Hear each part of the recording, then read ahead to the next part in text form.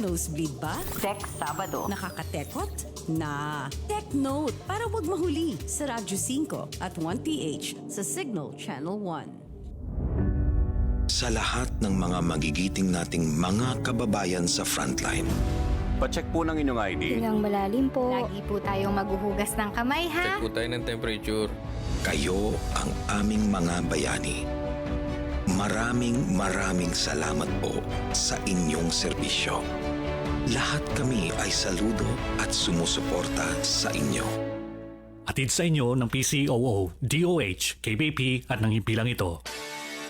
Dahil hindi kasya ang isang oras, ang Power Play ay 2 oras na. Tunghayan ang lahat ng news and updates sa Philippine Sports kasama ang iba't ibang pangalan sa palakasan. Power and Play kasama niyo ako, Noli Iyala, tuwing Sabado mula alas 8 hanggang alas 10 na sa Radyo 5 92.3 News FM. Transmitting live from our brand new studios at TV5 Media Center and Reliance Mandaluyong. By land, by sea, and on air. Mula sa pinakamaksyong newsroom sa buong bansa. 25,000 watts. Radyo 5, 92.3 News FM. Iwanan mo na ang lumang tunog ng AM. Power and Play! Narito na ako, Noli Iyala, kilalanin ang mga nasa likod ng bawat laro. Sa buhay man o sa playing court, game na tayo! Power and Play sa Radyo 5, 92.3 News FM.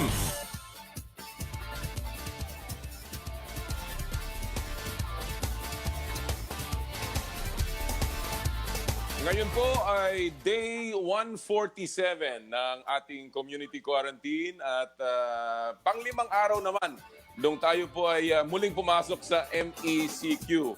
Kaya naman po ang pakiramdam parang bumalik tayo sa Marso. Pero kahit papano, may mga bagay na tila nagbago na rin at sana po nasa mabuti kayong kalagayan. At kahit papano, na-entertain na kayo ng mga bagong mga nakikita natin, lalong-lalo na sa ating himpapawid. Yung pong mga NBA games, meron nga ngayon yung PGA Championship. Kahit papano, kahit nasa loob tayo ng ating mga tahanan, nagbago naman po at meron tayong mga pinagkakalibangan. Sana po, yan ay maging rason para sa ating lahat na manatili sa ating mga tahanan at wag na po tayong dumagdag pa sa problema. Magandang umaga po sa inyo lahat, mga kaibigan. Gawin nyo rin pong kasama kami sa inyong agahan. Ito po ang Power and Play. Ako po si Noli Iyala. Hatid sa inyo ng Big Boss Cement at ng Cherry Loom. Maraming salamat sa mga ating mga nakikinig sa Radyo 5, 92.3 News FM. Gusto po natin magpasalamat sa mga suki natin, lalong-lalo na po dyan sa bandang Baysa. And of course, dito po sa Kalakang, Maynila, ang ating mga Radyo 5 fans at mga supporters natin dito. Gusto ko rin po magpasalamat sa lahat po ng mga nanonood sa pamamagitan ng 1PH Channel 1 sa Signal TV. And of course, lahat po ng sumusubaybay via live stream sa ating Facebook Live and sa Noli Iyala YouTube channel. Ano niyo po, sabi ko ang dami nang nangyayari sa mundo ng palakasan. Alam naman natin na patuloy po ang mga tagumpay, pati ng ating mga atleta sa online competitions. Nakita natin si EJ Obiena at si Hybelin Diaz na naging banner story sa kanilang napakagandang mga pagpapakita so far. Nandiyan din po, of course, ang matagumpay na pagbabalik ng NBA. And of course, ang sinasabi nating PGA Championship na mamaya ay kakamustahin natin. Alam ko kanina ang lumalamang yung si Hao Tong Lee at si Jason Day. So mamaya po titingnan natin kung ano nangyayari dyan. Yung mga mahihilig sa golf. Pero tuloy-tuloy po ang ating pakikibaka. Sana po kayo ay patuloy na sa mabuting kalagayan. Ika nga, huwag po tayong susuko. At yan po ang magiging tema ng ating programa sa susunod na 2 oras ngayong araw pong ito. Ang mga kwento ng tagumpay at mga aral na pwede nating mapulot mula sa tagumpay ng isang mama na talagang nagbigay po ng karangalan sa ating bansa. ang bowling legend Rafael Paeng Nepomuceno. Mamaya po in our second hour sa power guests natin ang ating feature sa Bowling Hall of Famer na si Paeng Nepomuceno. Mamaya rin po makakausap naman natin ang mga kwento naman ng pagpupursige. Ha? Ito po yung paghahanap ng tagumpay para sa koponan niya. At yung pong kanilang ginagawang mga plano. Makakasama po natin mamaya rin ang UP Fighting Maroons head coach, si Coach Bo Perasol sa ating second hour, mga around 9 o'clock po yan. Ha? Abangan nyo yan. Ha? Coach Bo Perasol, pag-uusapan niya yung nakikita natin at nababasa po nating mga build-up ng UP patungo sa susunod na season. Sana iba tuloy ang season ng UAAP. And of course, tuloy-tuloy po ang ating kwento ng pagkilala sa sarili. Ang kwento ng pagtanggap ng mga kamalian. At ang ating pong itatampok, walang iba kung hindi ang The Beast, Calvin Abueva. Ang kanyang mahirap at paminsan-minsan ay alanganing paglalakbay patungo sa pagbabalik sa PBA. Atin pong makakausap siya, si Calvin Abueva at ang kanyang mga daing at ang kanyang mga natutunang leksyon sa kanyang mahigit na 1 taon nagpagkakasuspinde. Mamaya rin po, mga kaibigan, very, very fortunate tayo na makakasama natin si Dr. Tony Liachon, ang isang public health expert at atin pong pag-uusapan ang sports-specific COVID questions ninyo. Mga tanong po, hindi lamang tungkol sa nangyayari sa ating kapaligiran ngayon pong pandemya, kung hindi yung mga tanong tungkol mismo sa sports. Yan po ang ating pag-uusapan kasama si Doc Tony Liachon. So ang dami po ang dami nating mga paksa ngayong araw pong ito. So tutok lamang dito po sa Power and Play. Pero ang ating uunahin siyempre, ang ating pulso ng bayan na lagi nating ginagawa dito po sa ating palatuntunan. Ano po ang ating pupulsuhan ngayon? Ito pong tanong na to. Dahil mamaya makakasama natin siya. Ang tanong po ng aming sa pulso ng bayan ngayon, dapat na bang paglaruin si Calvin Abueva sa oras na magbalik ang PBA? Again, yan po ang ating katanungan. Dapat na bang paglaruin si Calvin Abueva sa oras na magbalik na rin ang PBA? Kung gusto niyo pong makilahok at magbigay ng inyong komentaryo sa ating Pulso ng Bayan, mag-text lamang sa aming hotline 0949-691-4956. Ulitin ko yan, 0949-691-4956. At mag-post po sa aming Facebook page, Power and Play with Noli Iyala, o di kaya sa Radyo 5 92.3 News FM. Tungkol kay Calvin Abueva yan, pwede na ba siyang magbalik? Siya nga pala, doon po sa mga nag-aabang ng ating Power and Play Pajak program, well, alam niyo po, medyo nagkakahirapan lang tayo sa supply ngayon ng ating bisikleta, pero tuloy-tuloy po namin binabasa ang inyong mga post at magbibigay po kami ng announcement as soon as muli nating makukuha ang ating mga bisikletang ipamimigay sa ating mga kababayan. Pero kami po, gusto lang namin magpasalamat sa lahat po na sumuporta sa ating programang pagbangon at yung pong padyak nating programa. Ito po ay sila, gusto natin magpasalamat sa Big Boss Cement, Cherry Loom, Joyride at Happy Move, ang Lasal Green Hills Batch 80, Mr. Arben Santos at ang Sinabon, si Judge Monique Kisumbing Ignacio, Dr. Ernesto Bani Mendoza, si Mr. Cesar Campos Jr., Mr. Larry Lebron, Mr. Ramon Torres, si Mr. Sebi Oliva at si Mr. Paul Alejandrino. Maraming salamat po sa ating sa inyong pong tulong sa ating padyak para sa pagbangon bisikleta alay sa inyo, ang aming pong Give Back Project dito po sa Power and Play. Maraming salamat po muli. Yan po ang mga nabigyan na natin ng mga bisikleta. Ito pong nakaraang Hulyo at ating pong sinisikap na tuloy-tuloy po at ang ating pamimigay ng mga bisikleta. Lalong-lalo na ngayon na talaga namang hirap na hirap po ang ating mga kababayan sa paghahanap ng kanilang sasakyan ngayon pong panahon ng pandemya. Alright, at this point, panahon na po para magpasok tayo ng mga espesyal na panauhin to open up our show ngayon pong Sabado ng umaga. Lagi po natin itong ginagawa, dito po sa ating bagong pagsisimula. Ito pong tinatawag nating fast take on power and play. Ang ating pong makakasama ngayon, mga kababaihan naman. Nung nakaraan, puro mga veteranong journalists. Ngayon naman, ang ating mga hinahangaang sports courtside reporters and of course sportscasters in their own right.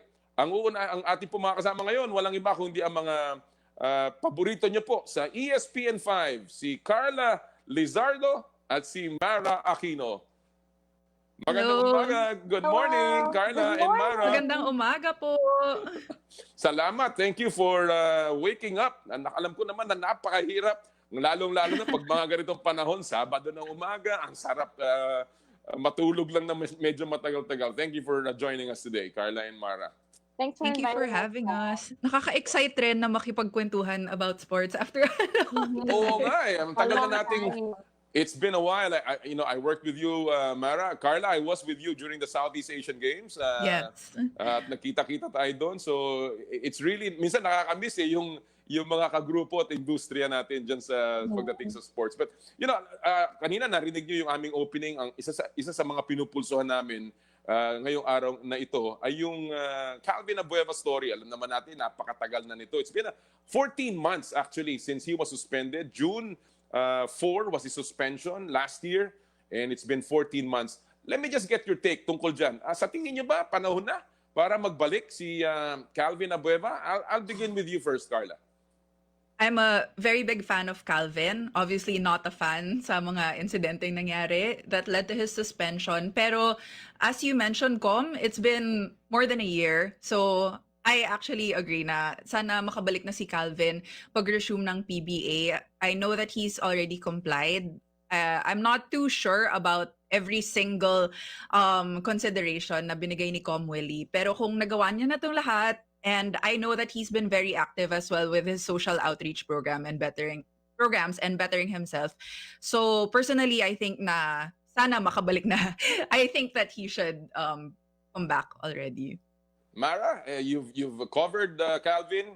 He's a fun guy outside of the court, obviously, but he's a different animal. Ika nga, sa loob ng court. What do you think? Inside the court. Yeah, I've known Calvin. Na-cover ko siya sa NCAA nung San Sebastian pa siya. So I've been covering him since 2012.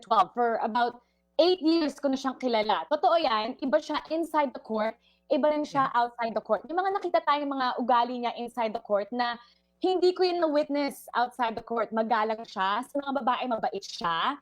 Pero hindi excusable naman talaga yung mga ginawa niya inside the court. At nagkaroon na siya ng consequences doon. He's sorry, 14 months na nga katulad ng sinabi niyo.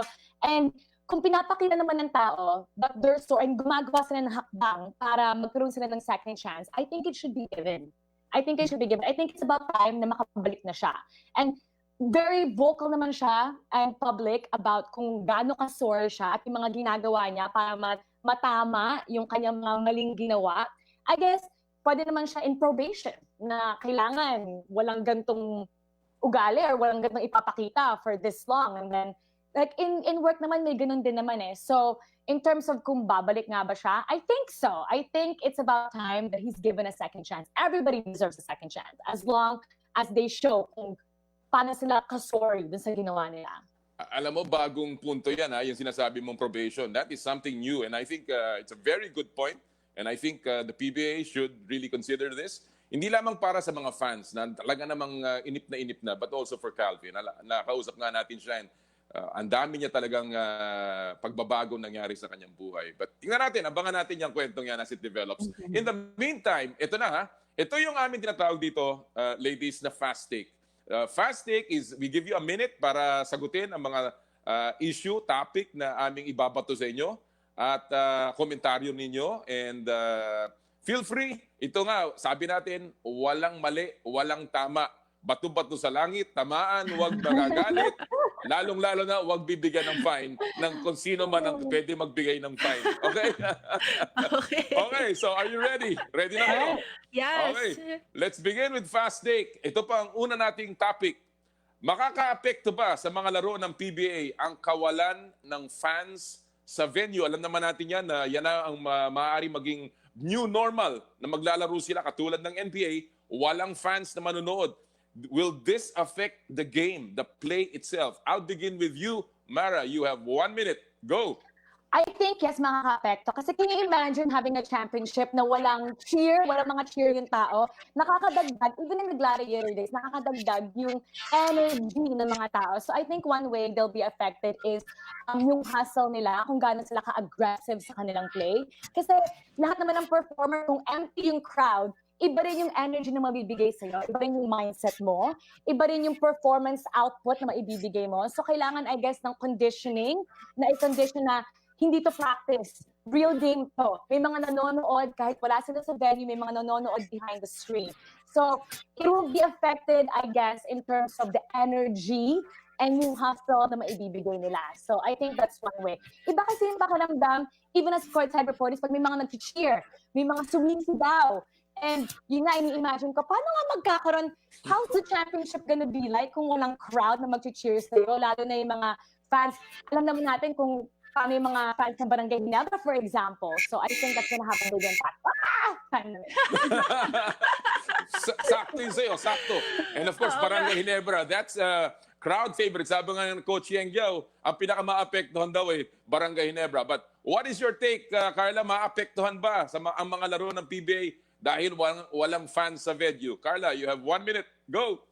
Tutuloy ko yung sinabi ni Mara. Yes, definitely makakaapekto yung kawalan ng fans sa venue sa mga PBA games. Tulad nga ng mga Manila Classico games, iba talaga yung ambience when it comes to these big matchups kasi punong-puno yung arena. And as a courtside reporter, kahit ako nanginginig kasi nga ramdam na ramdam ko yung energy ng mga fans. And I've been an athlete as well. Iba talaga yung feeling pag maraming nanonood, iba yung drive. So for the players, there will definitely be an impact. Pero, syempre, panahon ng pandemya, it's better to be safe than sorry. So, tiis-tiis na muna tayong lahat. And actually, excited ako to see how creative the fans will be when it comes to expressing their support kahit virtually. Kasi nga sa NBA, nakikita natin yung virtual fans.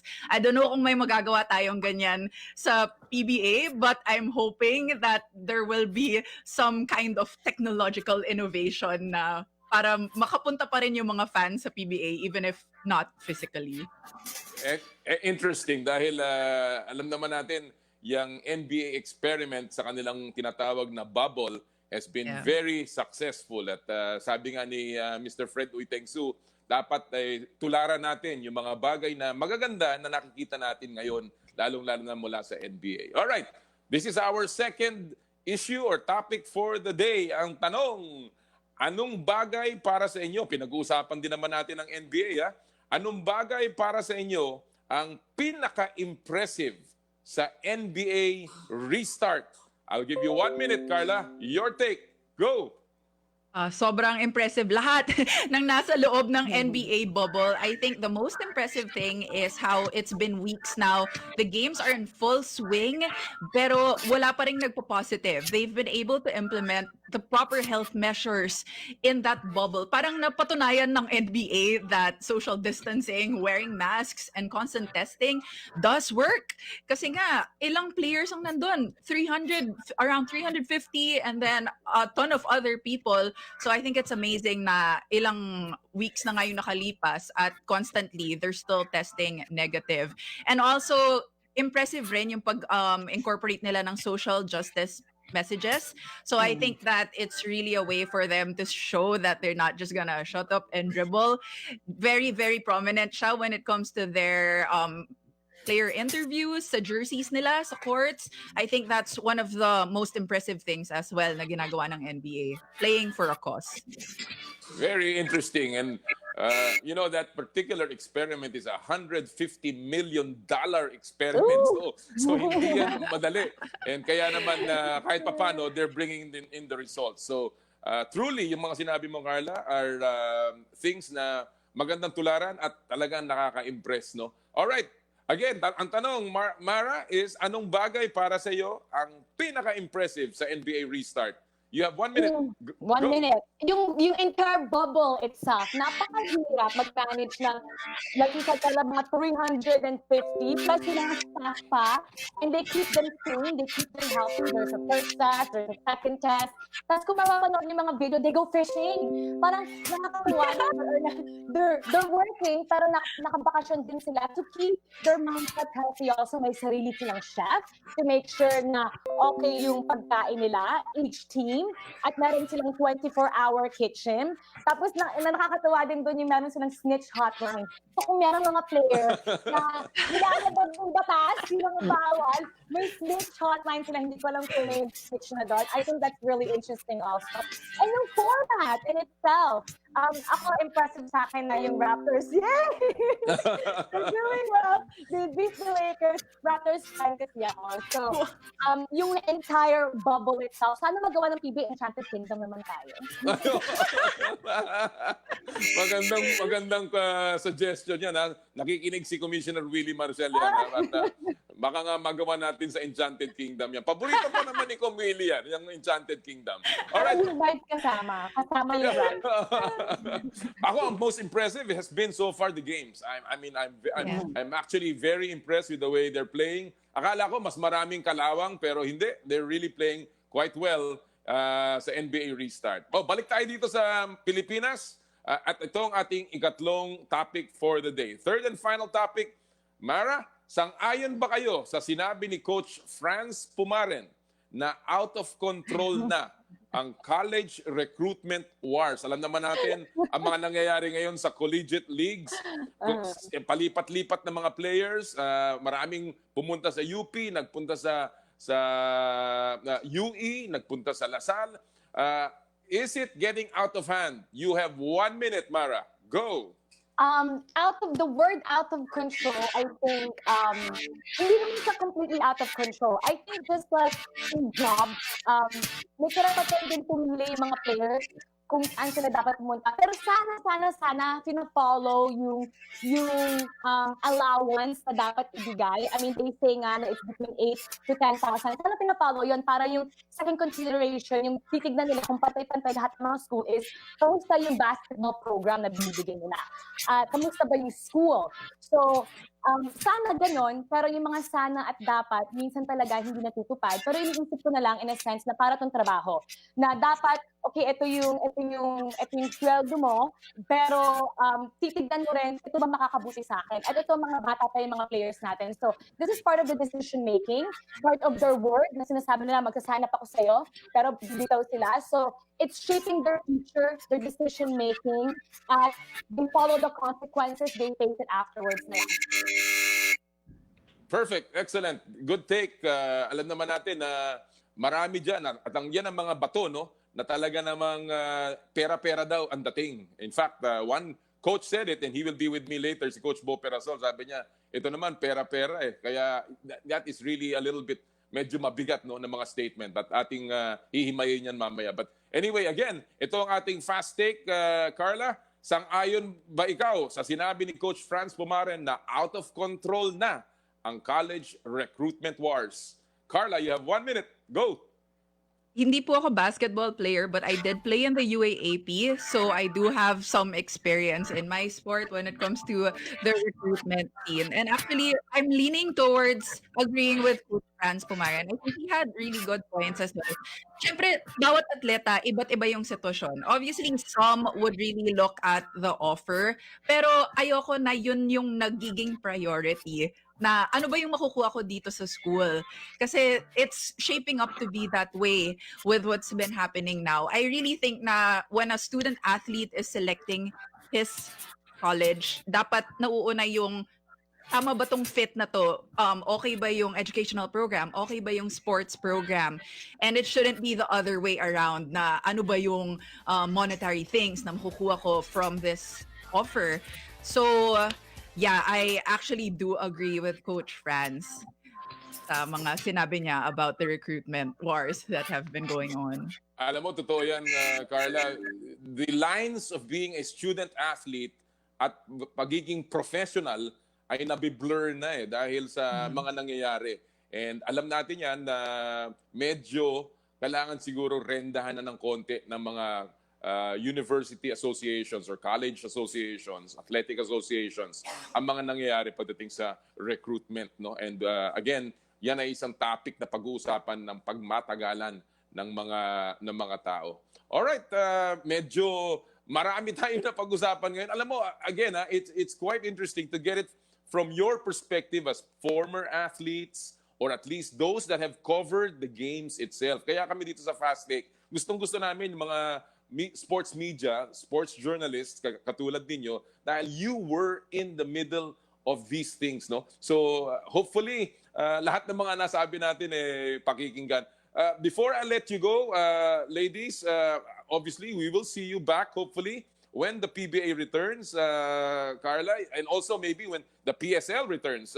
And I'm sure you're hoping that mangyayari yan very soon, Carla. Yes, definitely. Actually, ang daming fans na nag-reach out, nagtatanong kung kailan nga babalik yung mga liga. Guys, kapit lang tayong lahat. Miss ko na kayong lahat. We all miss the games. Let's all stay safe and healthy for now. And I'm sure that darating rin yung panahon na magkikita-kita tayo lahat sa court. So, Mara, on the other hand, ang Chooks to Go has now turned professional. Yung 3x3 program nila, the program, according to Commissioner Eric Altamirano, will take on a kind of a bubble concept as well. Are you excited for this para sa 3x3 program ng Chooks to Go? I'm excited. It might start next month. No final word yet, pero malapit na siya magsimula. So sobrang excited ako noon. Tsaka sana natuloy nila yung world tour ng FIBA also. So this is something big for the country, that for Chooks to Go 3x3 maging pro na. So sobrang excited ako doon. Sobra. Sana supportahan niyo. Oo naman. And syempre, yan na lang ang ating team event na nananatili na pwedeng pumasok sa Olympics. So we're all hoping for the best sa ating 3x3 national team. Carla Lizardo, Mara Aquino, thank you very much for your time this morning. And we hope to see you soon on the airwaves. Thank you so much, Ma'am Thank Nolly. you. Thank you. Yan po mga kaibigan, ang ating mga kaibigan from ESPN5. Si Mara Aquino at si Carla Lizardo joining us sa ating Fast Take. Talaga naman ibang-iba pag mga broadcasters, they're very eloquent and of course, ang dami nilang inside information tungkol sa mga nangyayari. Alright, mga kaibigan, when we return ang ating interview with Calvin the Beast Abueva, isa sa sometimes misunderstood na players. Pero siya po ay, sabi natin, 14 na buwan na suspende. Panahon na ba para si Calvin ay bigyan ng pagkakataon? Ang kanya pong journey, ang kanyang paglalakbay patungo sa pagtanggap ng kanyang mga nagawa at ng kanyang pagsisisi sa kanyang naging sitwasyon. Yan po sa kwento ng The Beast sa pagbabalik po ng Power and Play. Mag-news break lamang po kami. Ito po ang Power and Play, hatid sa inyo ng Big Boss Cement at ng Cherry Loom.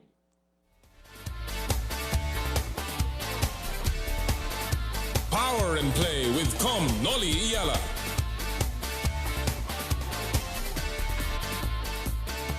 Sa Oplan Ascenso, pag-uusapan na ang mga isyung may kinalaman sa perang pinaghirapan mo. Where will it go? How will it grow? Feeling rich and curious na sina Gerard de la Peña at Michelle Orosa sa coolest business ideas, hottest business news dahil bagay sa'yo ang mag-level up sa buhay. Oplan Ascenso, tuwing Sabado, alas 12 ng tanghali hanggang alas 2 ng hapon. Plan your Oplan na. Ascenso is just around the corner sa Radyo 5 at 1PH sa Signal Channel 1. Radyo 5, 92.3 News FM, Balita, Aksyon, News Update. Narito mga balitang hatid ng Radyo 5. Kinumpirma ni Manila Mayor Isko Moreno na positibo sa COVID-19 si dating Manila Mayor Alfredo Lim. Pero itinanggi niya ang unang napabalitang binawian na ito ng buhay. Samantala, inanunsyo ni Caceres Archbishop Rolando Tria Tirona na may 2 pari ang nagpositibo rin sa COVID-19. Ayon kay Tirona, tinamaan ng virus sa mga pari matapos sa dumalo sa pagsungko o ang pagpisita sa Our Lady of Peñafrancia image sa Paris, France. Dahil dito, sinuspindi na ang lahat ng aktibidad na may kaugnayan sa tradisyonal na pagsungko ni Ina. Kamakailan lamang iniulat ni Caloocan Diocese na tinamaan ng COVID-19 si retired Bishop Deogracias Iniguez, isang pare, isang dikon at 2 seminarista. Inihayag naman ni Bishop Pablo Virgilio na nakarecover na ang isa sa mga seminarista. At yan ang balita. Ako si Mon Gualvez ng Radyo 5, 92.3 News FM. Aksyon! Aksyon! Aksyon! News Update! Alam niyo po ba na malayo ang nararating ng respiratory droplets mula sa ubo at bahing? Kaya dapat dumistansya ng 1 metro o higit pa. Mas malayo sa ibang tao, mas malayo sa sakit. Mas ligtas sa COVID-19. Ang 1 metro po ay halos kasing haba ng isang gitara, isang walis tambo o lampas ng kaunti sa 1 yardang tela. Para sa iba pa pong impormasyon, bisitahin ang Bida Solusyon at DOH official Facebook page. Tandaan, weekend #Bida Solusyon to COVID-19. Maraming salamat po. Noli Iyala Power and Play sa Radyo 5 92.3 News FM.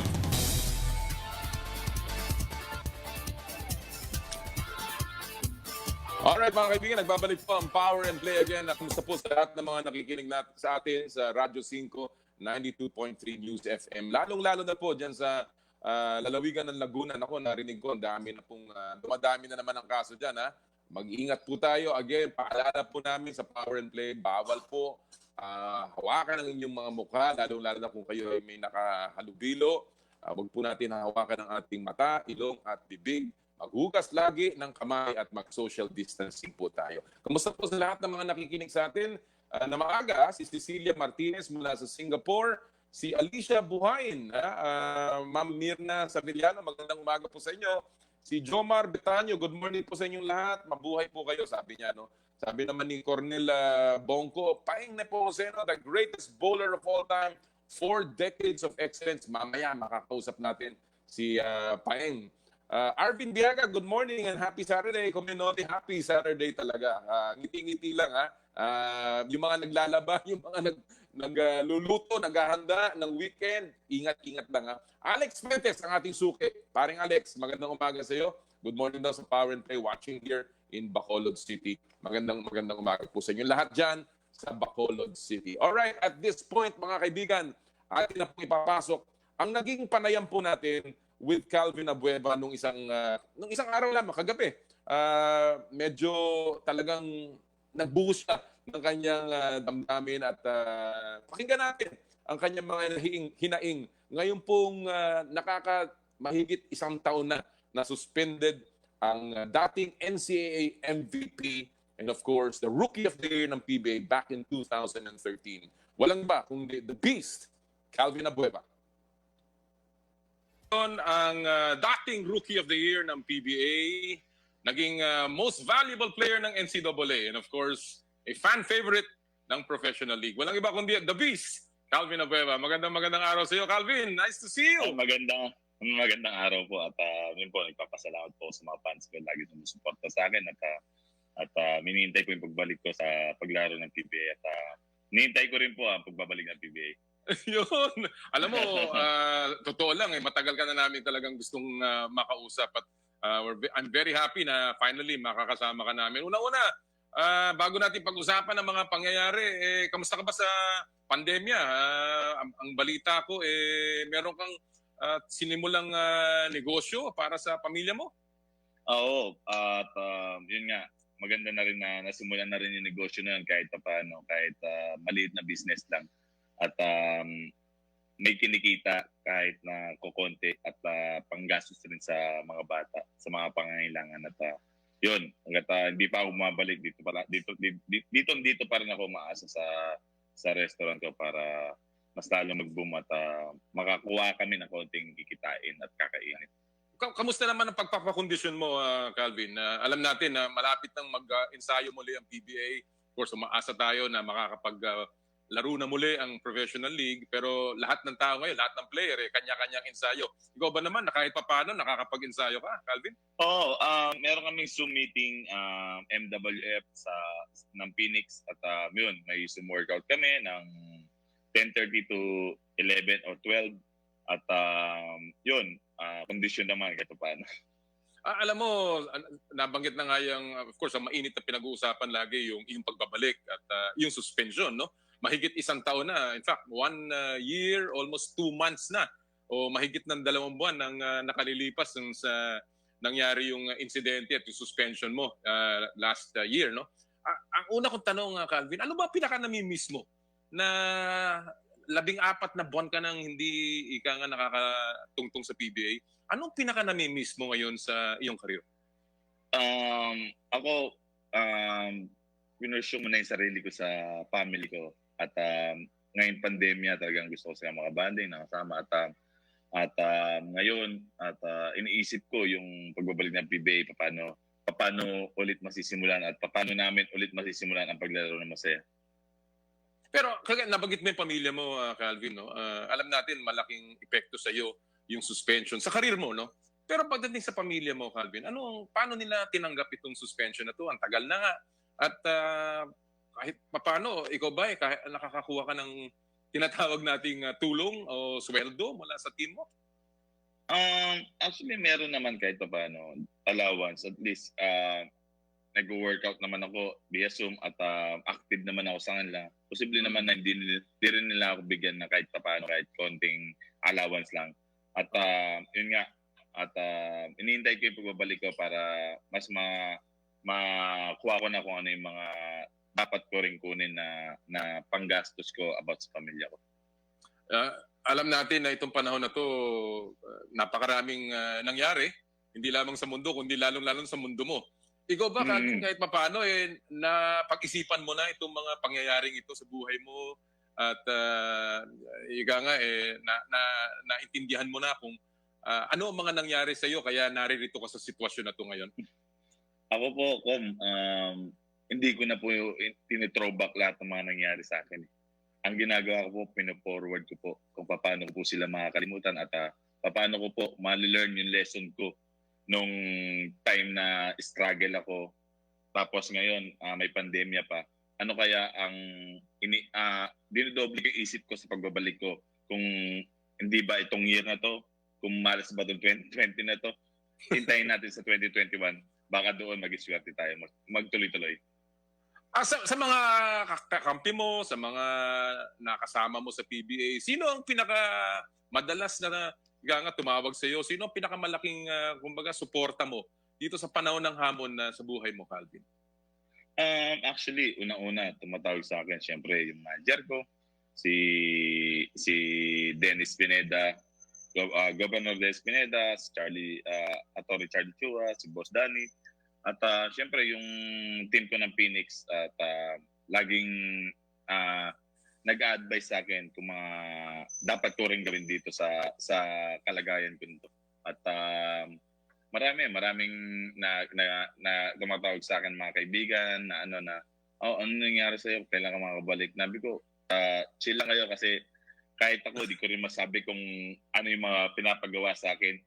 Kasi kung masabi ko man yan sa inyo, sigurado mas kakalat ko kung magandan lang na personal na lang na ako at yung ginagawa ko, yun na lang yung magkaalaman, di ba? Kagaya nung yung mga sinasabi mo ngayon, maraming sumusuporta sa iyo, Calvin, no? Sila ba kahit papaano meron din mga advice, may mga nasasabi sa iyo na Calvin, ganito siguro pagbalik mo, ganito na. Meron ka bang natanggap na magagandang advice mula sa kanila? Marami. Lalo na yung mag-asawa na si Carlo at Ayla Rodriguez. Yun talaga hindi nila ako iniwan. At saka yung best friend family, yung mga fans ko. Lalo na sila Elma, Pamela, at si Jude. Si Jude at saka yung mga officer ko ng best friend family at si Alvin. Yun lahat mga sumusuporta sa akin at sabi sa akin, idol, hindi ka namin iiwan kahit saan ka mapunta.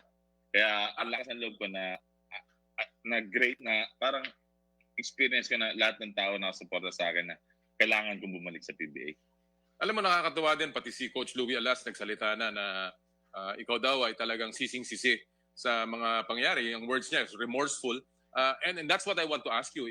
Talaga bang actually, naintindihan mo yan, Calvin? At Pinagsisisihan mo na ba lahat yung mga nangyari nung nakaraan? Yeah, pinagsisihan ko talagang totally mental block ako nung panahon na yun.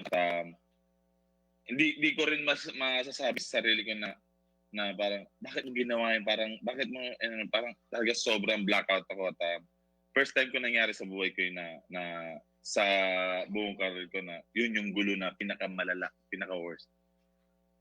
Well, alam natin na lahat ng tao may pinagdadaanan at ikaw nga lang dahil napakasikat mo maraming nakatutok sa mga nangyari sa buhay mo. Now, puntahan natin lang yung pinapagawa sa'yo because maraming fans mo ang nagsasabing gusto na namin makita si Calvin Abueva. In fact, kinukulit na si Commissioner Willie.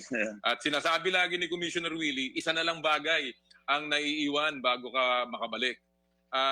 Alam ko na naisulat na to, nabanggit mo na rin, na ikaw ay dumaan na nagawa mo na yung pinapagawa nilang drug testing, nagawa mo na yung community service, at mukhang meron daw pinagawa sa yung 4 na psychological tests. Now, totoo ba yun? Tatama ba yun? Actually, hindi lang 4, 6 yun. At hindi lang 6 times yun. Ako sa sarili ko, I want to go back there kasi mas magiging peaceful ako at ma-learn ko kung ano yung mga dapat ko ring makita sa ugali ko at sa katayuan ko.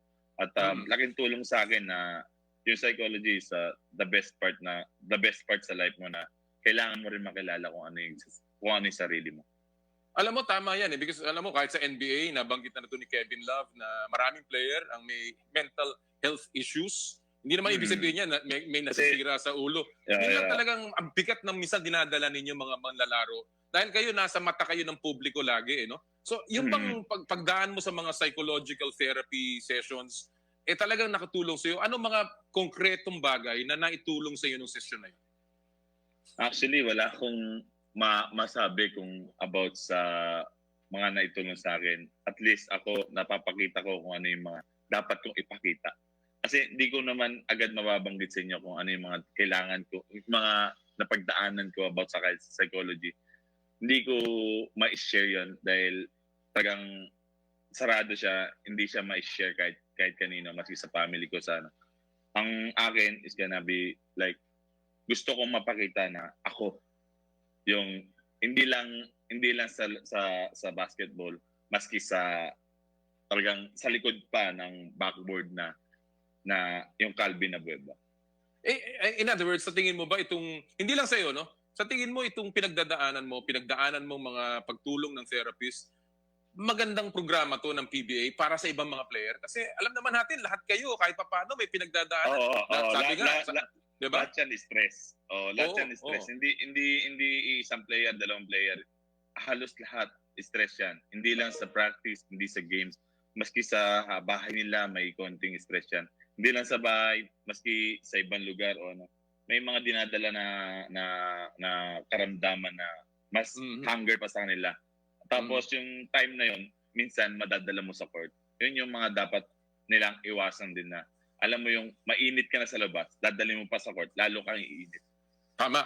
Well, alam natin yan because marami na nagsalita tungkol dyan and maganda nga na nababanggit mo ngayon, Calvin, ang ehemplo mo para sa ibang player na sana kahit pa paano magkaroon ng regular therapy ang mga players para sa kanilang mental health yung kagandahan, no? Yeah, at saka hindi naman po araw-araw to. Hindi is the schedule day na kung kailan ka free or kailan sila free. Kaya actually, sa 2 oras, 3 oras, 4 na oras kayo magkikipag-usap na talagang mental mo talagang doon nakapokus. Napapaganda, no? Talagang napafocus ka lamang doon sa dapat mo gawin, no? Tama yun. Okay. Ang maraming nabanggit ay yung community service mo, Calvin, no? And up to now, ang sinasabi nila, patuloy daw kahit hindi mo na kailangan gawin yan, tuloy-tuloy yung pag-serbisyo mo sa komunidad. Bigyan mo kami ng konting description dyan. Yeah. Bago po nila sabihin yan, at nakikita na po nila at nakikita na po na marami na yun pong ginagawa ko talaga na tumutulong po ako sa iba na kung yun nga sinasabi ko po na kung meron po ako, meron po ako. Pag wala po ako, talagang wala.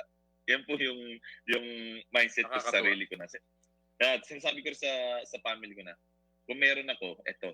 Kung wala, eto tayo. Diba? Hindi tayo magangad na wala na nga tayo, gusto niyo pa na pumunta pa tayo dito sa taas. Kumbaga, ang akin binabalance ko yung sarili ko. Meron, kung wala. Sa kaduluduluhan ito, Calvin, of course, lahat tayo nananalangin. Hindi lamang sa iyong pagbabalik. Ako, personal na, ang gusto ko, hindi yung makalaro ka lang. Pero yung talagang, yung bukal sa loob mo, na gumanda talaga ang iyong estado bilang isang manlalaro, bilang isang tao. I think that's more important, no? Yeah, actually po, talagang iniisip ko sa pagbalik ko na makapaglaro po ako na maayos at makapasama po ulit ako sa Gilas kahit na ano po nangyari, at least nandun pa rin yung puso ko na makasama sa national team. At dami naman fans na nag-aano na makasama sa ganito, pero ako proud po sa sarili ko na gusto ko po ulit na makasama sa Philippine team. All of these things na pinagdaanan mo, Calvin, sa tingin mo ba patas to? It was fair yung ginawa sa iyo.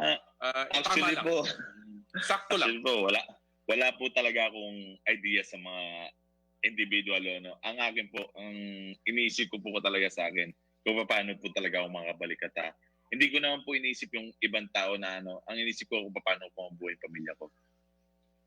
At obviously, marami kang leksyon na napulot dito sa kabanata ng buhay mo.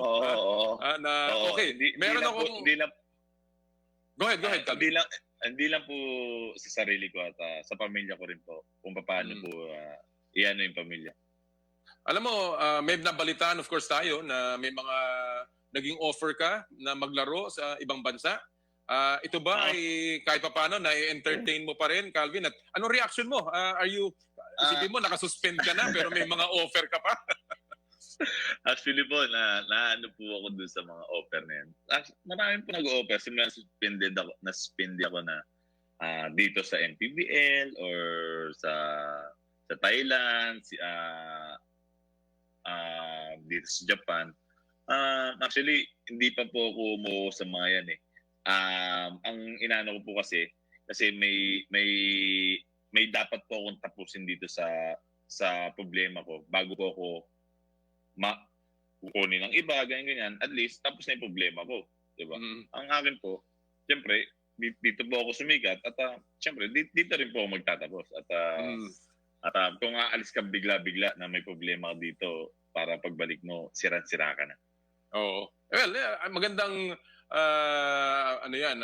ipananaw sapagkat kahit pa paano nakikita natin nasaan ang priority mo at talagang PBA pa rin at ang kontrata mo sa Phoenix ang iyong gustong tuparin, no? So and that's alam mo yan ang nagpapamahal sa iyo sa mga fans mo, Calvin. Alam mo ang isa pa nagmamahal sa iyo ay si Gab Chairman Baham Mitra. Naglabas na nga siya ng statement na susuportahan niya ang iyong pagbabalik as long as ikaw daw ay quote changed man. So ano bang reaction mo sa statement ni Gab Chairman? Yun po, nagpapasalamat po ako at buo pa rin po tiwala nila sa akin kahit ganun mga nangyari at malakas pa rin po yung loob ko na talagang 100%, 110% na at mabibigay ko po yung laro ko sa PBA at yun nga po, may sumusobra, may pero siyempre yun yung iniiwasan natin na sumusobra kasi doon po tayo lalong mapapahamak sa sobra. Alam mo, Calvin, alam natin na marami sa fans mo ngayon ang natutuwa sa mga naririnig nila sa iyo. And of course, wala namang makakahingi ng garantiya eh. Pero kami lahat umaasa na yung mga salita mong yan ay talagang tutuparin mo pagbabalik mo sa PBA. So ang huli ko, siguro one of the last few things I want to ask you is, anong panawagan mo sa PBA? At ika nga, na ngayon malapit na magbalik ang scrimmages ng PBA, ikaw ba kahit paano handang-handa nang makabalik psychologically, emotionally, and of course physically? Yeah, yun nga, handang-handa na talagang 110% na nire-ready ko yung sarili ko sa pagbabalik ko at lagi na rin ako nag-a-ask agad na kung paano yung unang-una kong gagawin sa pagbalik ko.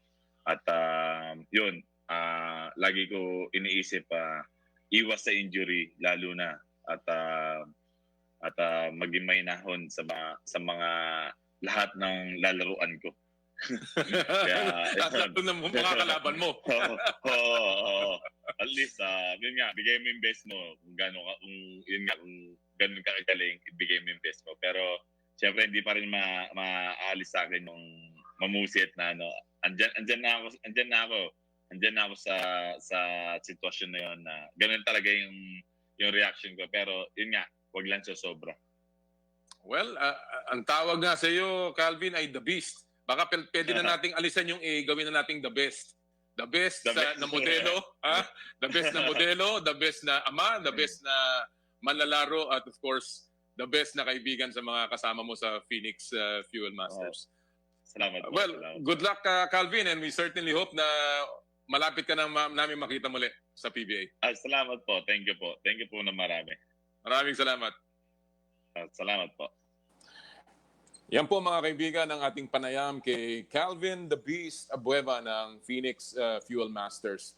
Talaga namang puno ng pag-asa, puno ng pagsisisi. And hopefully yung kanyang mga salita po ay kanyang tutuparin sapagkat yan lang naman ang hinihingi natin. Ang isang manlalaro na ganyang ka-intense maglaro. Pero meron ding ikang pananaw sa mga bagay-bagay sa kanyang kapaligiran, no? Yung kanyang isang nabanggit yung mental health issues na nakatulong sa kanya, yung kanyang therapy sessions, sana po yan ay maging programa din ng PBA sapagkat talaga namang maraming tao, maraming players, mga nasa mata ng publiko ang dapat tulungan na labanan ang mga minsan ay nakakabigat sa kanilang pamumuhay, sa kanilang career, and of course yung kanilang mga pinagdadaanan. So again, kami po dito sa Power and Play ay umaasa na sana si Calvin Abueva ay muling makabalik at makita na ng mga laro ng mga fans ang kanyang laro sa PBA. Doon po sa mga nagtatanong tungkol sa NBA, marami tayong mga laro ngayon. Nanalo po ang New Jersey Nets laban sa Sacramento Kings. Mahalagang laro yan para sa Sacramento. Natalo sila. Ito pa ang isang mahalagang laro, yung Memphis Grizzlies na nasa ikawalong pwesto sa NBA sa West ay tinalo ang Oklahoma City Thunder. Yan ay malaking bagay sapagkat naghahabol ang OKC sa seeding, no? At mukhang naantala sila doon. But ang Memphis, big win for them. Nanalo din po ang San Antonio sa Utah Jazz. Importante para sa San Antonio yan. At ngayon may mga laro pang nagaganap. Kasama na yung laro po ng Philadelphia na lumalamang sa Orlando. Yan ang kuponan ko. Pero masamang balita dahil si Ben Simmons ay nagkaroon ng problema. Okay, at this point mga kaibigan, tayo po ay mapalad na meron tayong makakasama ngayon tungkol dito sa mga nangyari sa mundo ng COVID-19. Pero more importantly, gusto natin siyang tanungin about sport-specific issues ng COVID-19. Ito pong pandemyang ito. Siya po ay ang dating advisor ng National Task Force ng ating pamahalaan and of course a very renowned at kinikilalang public health expert. Walang iba kundi si Doc Tony Liachon. Magandang umaga, Doc Tony. Magandang umaga sa iyo, Noli. Magandang umaga. Maraming salamat for joining us this morning. It's a big honor. Alam mo, just as a start of this interview, madalas kitang pakinggan, lalong-lalo na pag ikaw ay nagsasalita na about all of your opinions on the issues of public health. Alam mo, Doc Tony, isa sa mga bagay sa sports, yung katagang timeout. Alam naman natin na galing yan sa larangan, sa mundo ng palakasan. At sa amin, dito sa mundo ng palakasan, we all know that kapag nag-timeout, maraming bagay yan. Maaaring pagod na yung mga player, maaaring panalo na, or maaaring tinatambakan na. Kaya nag-timeout ang coach. At mukhang dito sa pagkakataon na to, dito sa ating kasalukuyang pangyayari sa ating bansa, na tumawag ang ating medical health workers ng timeout dahil may problema Doc Tony, ito bang pagtawag ng timeout ng health workers ay magandang senyales sa tingin mo? Ang crisis kasi ano yan opportunities at saka of course merong problema, di ba? Ang una, ang mga doktor kasi matiisin yan resilient eh. I'm sure, hindi ko alam kung kapatid mo si Jovi. Yes. Ang kapatid ko ay doktor. Ang tatay ko ay doktor. Marami akong pamangkin. Kaibigan ko siya at ganun ba? Tumatawag siya sa akin sa San Pablo pagka pagka may guidance siyang gustong linawin, tumatawag sa akin si Jovi. Kasi ngayon, awa ng Diyos, nabigyan kami ng lisensya para magpatakbo ng molecular lab sa aming ospital. Yeah. Isang taon nang agwat ko sa kanya kay Jovi. Sa UST, okay. Sa UST, okay.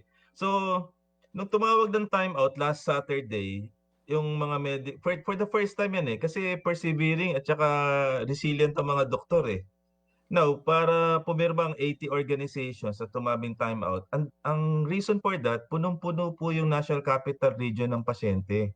At ang dami pong nasa emergency room, ang hindi na nga pumatanggap yung iba. Ngayon, kung hahayaan natin yan, katulad nung Marso, na kukunti lang yung cases doon. Kung alam mo ng March, nagkaroon ulit tayo ng ECQ at punong-puno yung hospital that led to the deaths of 30 physicians. Ayaw natin mangyari ito considering 122,000 cases tayo ngayon at uma-average tayo ng 4,000 cases every day. So tumawag sila ng timeout basically.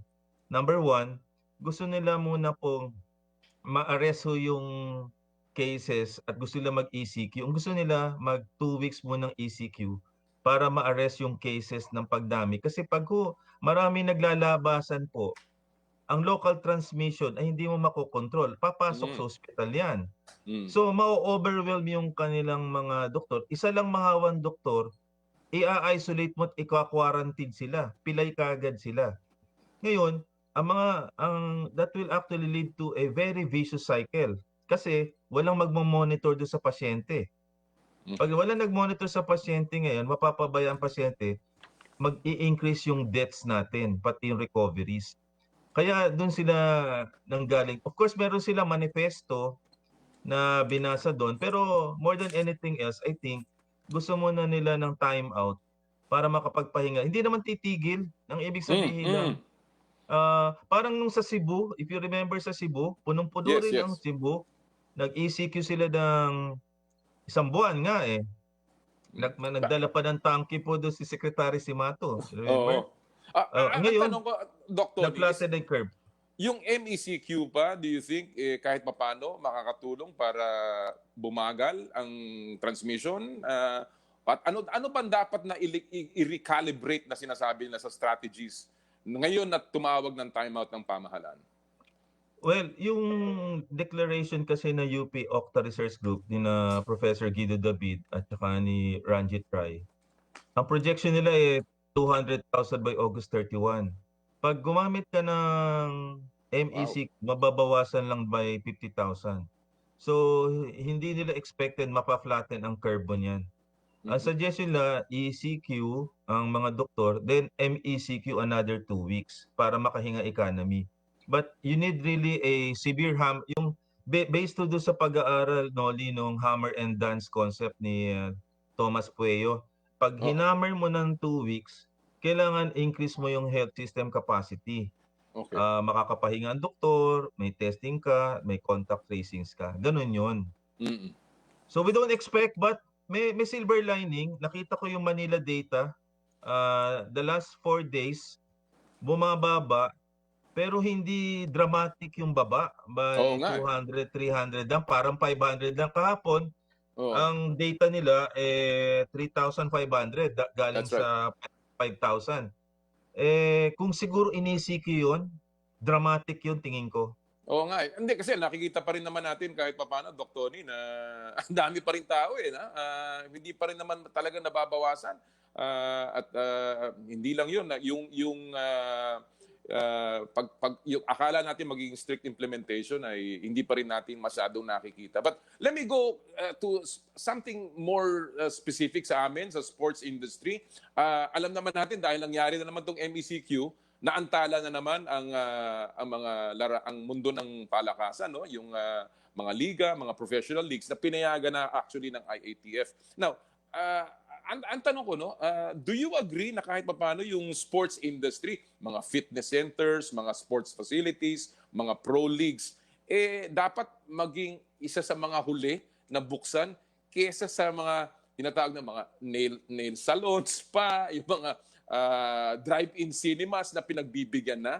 Hindi ba mas resilient ang mga atleta, Doc Tony? Well, surprisingly, walang galang Noli, no?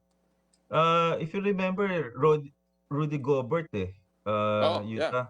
Utah. Tapos yung number 1 tennis player ng mundo, si Djokovic. Oo, 'di ba ano siya, parang invitation na lang, nahawa athlete, no?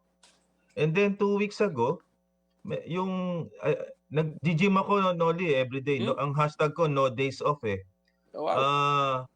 Ang nangyari, yung Hindi ba sarado gym, Doc Tony? Hindi, may Sarili gym mo, ako sa sarili mo. Meron ako, Okay. oo. Oo. Pero ang gusto ko ibalita, yung 35-year-old na gym instructor namatay na COVID. So ngayon, ang latest ngayon, hindi lang yung vulnerable patients na matatanda, 60 years old and comorbid. Pati ngayon less than 40 kasi ang balita more virulent and then mutations. Kaya tapos yung immunity ng mga tao ngayon bumababa dahil sa mental stress and then hindi nakakapag-lifestyle. Kaya ako ang comment mo ba whether spa or ano, sa akin Noli, parang pangkalahatan habang hindi natin muna na-arrest tong coronavirus to ng 1 month hanggang 2 months, medyo kailangan mag-ingat muna tayo. Pero ang suggestion ko, kausap rin dito si Mon Fernandez, si Leo Austria, kasi kalaro ko sa basketball si Leo, kapitbahay ko rin. Kausap ko rin si Eric Altamirano. Sabi ko, start niyo yung inyong workout para kasi most artists madidecondition yan eh. Pagka dapat yun ang i-start niyo ngayon kasi it's just a matter of time. In the next 3 months, I think magpa-flatten yung curve na yan kasi nag-increase na yung healthcare capacity natin. Okay. So dapat may projections na tayo na baka by January mag-open yan. Kasi ang theory ko based sa mga reference models, 3 months talaga napaplaten ng curve pagka nandiyan na ang healthcare capacity. Nandiyan na ang testing, nandiyan na ang contact tracings, nandiyan na yung isolation facilities. So habang ginagawa mo yan, kailangang i-prepare na natin ng mga artists para pagbukas ng liga ninyo, pattern let's say after the NBA, hindi sila decondition, hindi sila matataba, that magiging prone sila to injury. Yun ang aking suggestion. Let me ask you, Doc Tony, yung iba, kasi ngayon ang pinapayagan are only a few activities, no? Halimbawa, jogging, biking, walking, no? Nawala na yung paglalaro na nasa GCQ. Sa MECQ, kukunti lang. Yan ang mga listahan natin, ano? Ano ang basihan dito in terms of how you assess the risk, high or low, pagdating sa mga activities sa sports? Ang number 1 kasi na risk reduction kasi social distancing eh. Naglabas ng pag-aaral Dance and Herrera siguro mga 2 days ago. Pagka face mask at saka face mask and usually hand washing mga 93%. Nung nag-face shield ka, dinagdagan mo ng 1 meter social distancing. Alam mo risk reduction 99%. Wow. Risk reduction. So, ang importanteng factor na naidagdag dito, yung social distancing na factor. And then, sa public transport, ang dinagdag nila yung face shield. Face shield, oo nga. Face shield. Pero, in sports, since alam naman natin ang team sports, social distancing may be difficult unless meron tayong health testing, yung mga regularity ng ating RT-PCR or whatever Oo. test na mapapagkasunduan nyo, kaya sila nakakapaglaro ng contact sports. Unless i-detalye natin yon, no? Pero ang Oo. una niyan, three things. Let's say muna that the viral transmission in the area that we will play, for example, NCR, okay. Number two, that all the athletes muna nag-undergo muna ng deconditioning na para alam nila yung gagawin with social distancing. And then pag talaga nag-flatten ng curve, yun na yung phase na pwede na kayong maging maayos na meron testing na rin to protect you. Kasi may safety net dapat eh. So yun ang aking nakikita. Interesting na sinasabi mo yan, Doc Tony, because yan yata ang sinusundan talagang protocols. But kung titingnan natin yung modelo ng NBA na ginawa nila sa Amerika, yung tinatawag nilang bubble concept, very successful. Parang ang ginawa nila, kinwarantin nila lahat ng mga players sa isang lugar, yung Walt Disney World, at dun lamang sila naglaro, nanatili sila sa loob ng bubble, walang makakapasok, very strict ang kanilang mga protocols, pati pagpasok ng mga deliveries, pagpasok ng mga gamit, chine-check nila and regular ang nagiging testing. It is a $150 million activity na ginawa ng NBA. Ngayon, Dr. Tony, dito sa local, ang PBA ay nag-iisip ng tinatawag nilang closed circuit system kung saan bahay, laro, practice, then balik sa bahay. Ako, may sarili akong pangamba doon, Dr. Tony, dahil alam naman natin, hindi naman yan bahay, laro, bahay, practice, bahay lamang eh. Yung mga kasama mo sa bahay, meron din nakasama yan, no? So, ano sa tingin mo ang pwede pang idagdag ng PBA dyan, Dr. Tony? Maganda yan. Didiscuss ko nga yan kay Leo. Sabi ko, mahirap Leo eh. Kasi yung bahay na yan, hindi mo naman alam kung bahay yan. Kasi mamamonitor mo ba yan kung talagang bahay pupunta. Pwedeng kumain yan, pwedeng magpagasolina yan, bumaba, o mahawak ka doon. Ngayon, alam mo ba ang latest? Ang nakakahawa ngayon, dalawang lugar, workplace and household. Oo nga Kasi, dalawa. Yan ang latest findings ng DOH ngayon, workplace and household. Kaya parang gusto kung since may success factor yung bubble, baka kailangan PBA bubble eh. Kasi meron kang reference model eh. Sa IATF kasi, madalas kong kausap si Secretary Ed Año, that guy is an intelligence officer at ang kanyang nagbabasa yan ng reference models. Ganun kaming, nung nandun ako, we use reference models of successful countries. Pagka yung sinabi mong bahay diretso, Noli, parang meron akong reservation doon. Oo, may reservation ako. Kasi balita ko, merong influential person na na-admit. Ang source daw nun isang maid na pumapasok sa kanyang kondo. So, ang hirap pagka ganun eh. So, if that will be the contact tracings natin, I would suggest to get the PBA, the NBA bubble concept para to get it going. Medyo mahal nga. Medyo mahal siya. Pero isa yun sa dapat nating isipin. Unless otherwise, we can actually have some other options. Pero yung sa bahay, mahirap. Mahirap nga. Dr. Nick, very quick lang, dalawang question. Naubusan tayo ng oras dito. That's okay. Ang tanong daw unang-una, masama ba daw yung nagja-jogging na nakamask quickly o biking? Masama ba yun? Well, ako personally, pag nag-treadmill ako, nahirapan ako.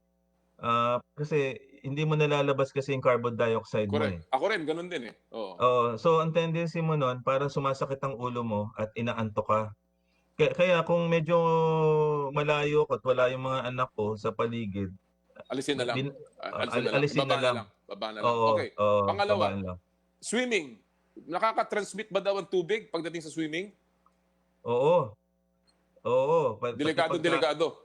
Pati pagkain, di ba? Kaya yan, si Michael V, yan ang tingin niya, kaya siya nahawa dahil sa mga deliveries. Okay. Kaya mag-iingat tayo. Alright. Well, Dr. Tony, maraming salamat sa panahon. Marami pa kaming tanong, pero sa susunod, some other time. Ulitin natin. Kakamustahin ko si Doc Joby para sa iyo. At isa nga pala, birthday ni Coach Eric Altamirano ngayon. Oo, Kaya, binati ko na si Eric eh. okay, approve. Maraming salamat, Doc Tony Leachon, sa iyong panahon. Okay. Thank you. Yan po ang ating kaibigan si Doc Tony Leachon, ang public health expert na dating advisor ng IATS. Naku, dami talagang kailangang pag-aralan pa dito sa virus na to. Hindi to simple, kaya po medyo ingat-ingat lamang tayo. Alright, at this point mga kaibigan, gusto lang naming magpasalamat sa lahat po ng ating sumusuporta sa atin dito sa Power and Play. Gusto po natin magpasalamat sa Big Boss Cement, Big Boss sa Tibay. Maraming salamat po kay Engineer Gilbert Cruz sa patuloy na kanyang pag-ayuda sa mga atleta and of course sa mga liga, sa mga koponan. Big Boss Cement, pag may kailangan kayo sa inyong mga proyekto, Big Boss Cement, Big Boss sa Tibay. Marami din po salamat sa Cherry Loom, ang material. Ito po ay hardwares and mga stores dito po sa Kalakang, Maynila. Cherylum, ang yerong may aluminum ni paring Elmer Ngo. Maraming salamat paring Elmer. Patuloy na pagtulong mo sa larangan ng palakasan. Cherylum, ang yerong may aluminum. Gusto rin po natin magpasalamat sa Joyride or rather sa Elms Kapihan and Bar. Elms Kapihan and Bar, mga kaibigan, or yung Elms Resto Bar Group ay home of native itik. Meron po silang 4 na branches sa Kapitolyo Pasig, sa Calle Bistro Commonwealth, Robinsons Novaliches at sa Poblacion Makati. Sila po ay bukas na. Of course, ngayon nag-MECQ. Medyo bawas na naman ang dine-in pero tuloy-tuloy po ang delivery service ng Elms Resto Bar Group. At tumawag lang po sa kanilang mga numerong 8240-2032 or 0956-730-4782. And nagpapasalamat din po ang Power and Play sa Joyride, ang bago niyong kasundo. Gumamit po ng Joyride Delivery at Pabili para sa inyong mga paboritong pagkain at mga shops and restaurants. Now at our lowest prices ever, you can book all your delivery needs at garantisado pong makakarating sa inyo sa pamamagitan ng Joyride at ng aming sister company, Happy Move. Available throughout Metro Manila and parts of Rizal, Cavite, Bulacan, and Laguna. Download now, Joyride and Happy Move, and enjoy the experience. Kami ito ay nagpapasalamat din sa Maquillage School of Makeup Artistry, Maquillage Professional School of Makeup Artistry. Maraming salamat po ang aming official hair and makeup. At marami po salamat sa Skin Clinic, your face and body anti-aging center ni Dr. G. Sarmiento. Sa inyo pong mga pangangailangan, if you have any skin concerns, Skin po ay merong online consultation Mondays to Saturdays. At of course, tumatanggap din po sila ng mga orders para sa inyong skincare products. Tumawag lamang sa 0917-890-1640. Bukas na rin po ang kanilang mga tanggapan. Although dahil sa MECQ ay naantala ng konti, but basta bumalik po tayo sa GCQ. Diyan po sa Alabang Town Center at sa Wilson Street sa San Juan, Metro Manila. Alright, at this point mga kaibigan, marami pa tayong gustong batiin na mga nanonood sa atin ngayon. Mamaya po babanggitin natin lahat yan. Pero ngayon po ay ating makakapanayam ang isang tao na talaga namang paborito kong makausap. Marami pong nangyayari ngayon sa gitna ng pandemya na patuloy na nagpapalakas. Lalong-lalo na ang recruitment sa UAAP. Ito po yung the build-up before the actual wars. At ngayong araw pong ito, makakapanayam natin ang head coach ng isang team na talaga namang napag-usapan in the recent days dahil sa kanilang ginawang pagre-recruit ng mga blue-chip rookies coming to the campus in Diliman. Walang iba kundi ang head coach ng UP Fighting Maroons, Coach Bo Perasol. Good morning, Coach. Com, magandang umaga sa iyo. You're looking good. Naku, trying, pero wala. Talagang mahirap magpakondisyon dito sa panahon na to. Sabi nga ni Doc Tony Leachon, ingat-ingat lang, di ba? Yan ang kailangan natin. But ikaw ang mukhang ngiting-ngiti ka, Coach. Mukhang maganda ang mga developments sa side mo. Oo naman, katulad nga ng sinasabi nila ito naman yung mga panahon ng mga pagsubok at pandemya na to. Siyempre, tayong mga nasa in charge sa ating mga kanya-kanyang organization, we have to think of this as an opportunity also. No? Very good. Tinitingnan Tama din yan. natin kung ano yung makakabuti in the future. At siyempre, pag mayroong pagkakataon is we have to make sure na lagi tayong handa sa darating na mga panahon. Alam mo, Coach, may biro ngayon na naririnig ko na yung daw UP Oblation, papalta na daw ng itsura. Hindi na daw siya nakahubad. Nakasuot na daw ng signature clothes at may daladalang iPhone. Sa dami daw ng funding ng UP Basketball, nagsumosobra, napunta doon sa Oblation, nagkaroon po ng damit at saka nagkaroon ng iPhone. Pero again, we've read the headlines sa nangyayari ngayon sa team mo. Ang tanong ko, what is this fresh, renewed surge of interest to play for the Fighting Maroons? Ano sa tingin mo ang sikreto dito, Coach Bo? Well, una-una, alam mo naman yung history ng programa namin. No? Talagang nagsimula ito mga 5 years and below that. Talagang wala ka rin namang matatawag na programa. But at the onset, ang talagang pinag-uusapan namin kung even nung itong naging maayos-ayos na yung aming naging performance, kung paano ba magkakaroon ng sustainability at yung tuloy-tuloy ba, no? Alam mo naman yung mga programa na nagiging maayos in the long term, katulad ng Ateneo, Lasal, FEU, na hindi sila personality based, no? Ibig kong sabihin, nawala man yung coach, tuloy-tuloy pa rin, hindi yung tinanggal mo yung coach, tanggal lahat, simula ka ulit sa umpisa, no? And that had been the trademark of UP years past. So sinusubukan lang namin na magtuloy-tuloy sana, no, na itong aming programa in the future hindi naman bumalik doon sa wala kaming naipapanalo at bagkus ang dapat na iisip namin, sana meron kaming chance sa every season. Alam mo na merong isang quote sa iyo in a spin article na nabanggit mo in a podcast.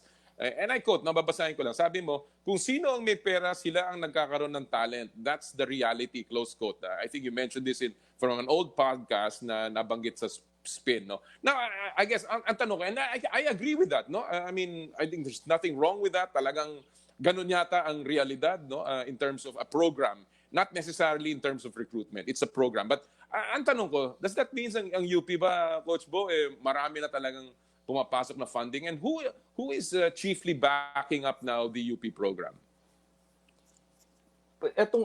Etong sistema na nagawa namin dito sa UP, very unique yung model nito, kasi alam mo naman ito ay nag-iisang parang public school, di ba? Yeah, so right. ibig sabihin, State University, naman, public school, walang sariling pondo ito. In fact, talagang kapos talaga ang pondo nito pagdating sa sports, sa varsities namin. So, ang ginawa namin the last few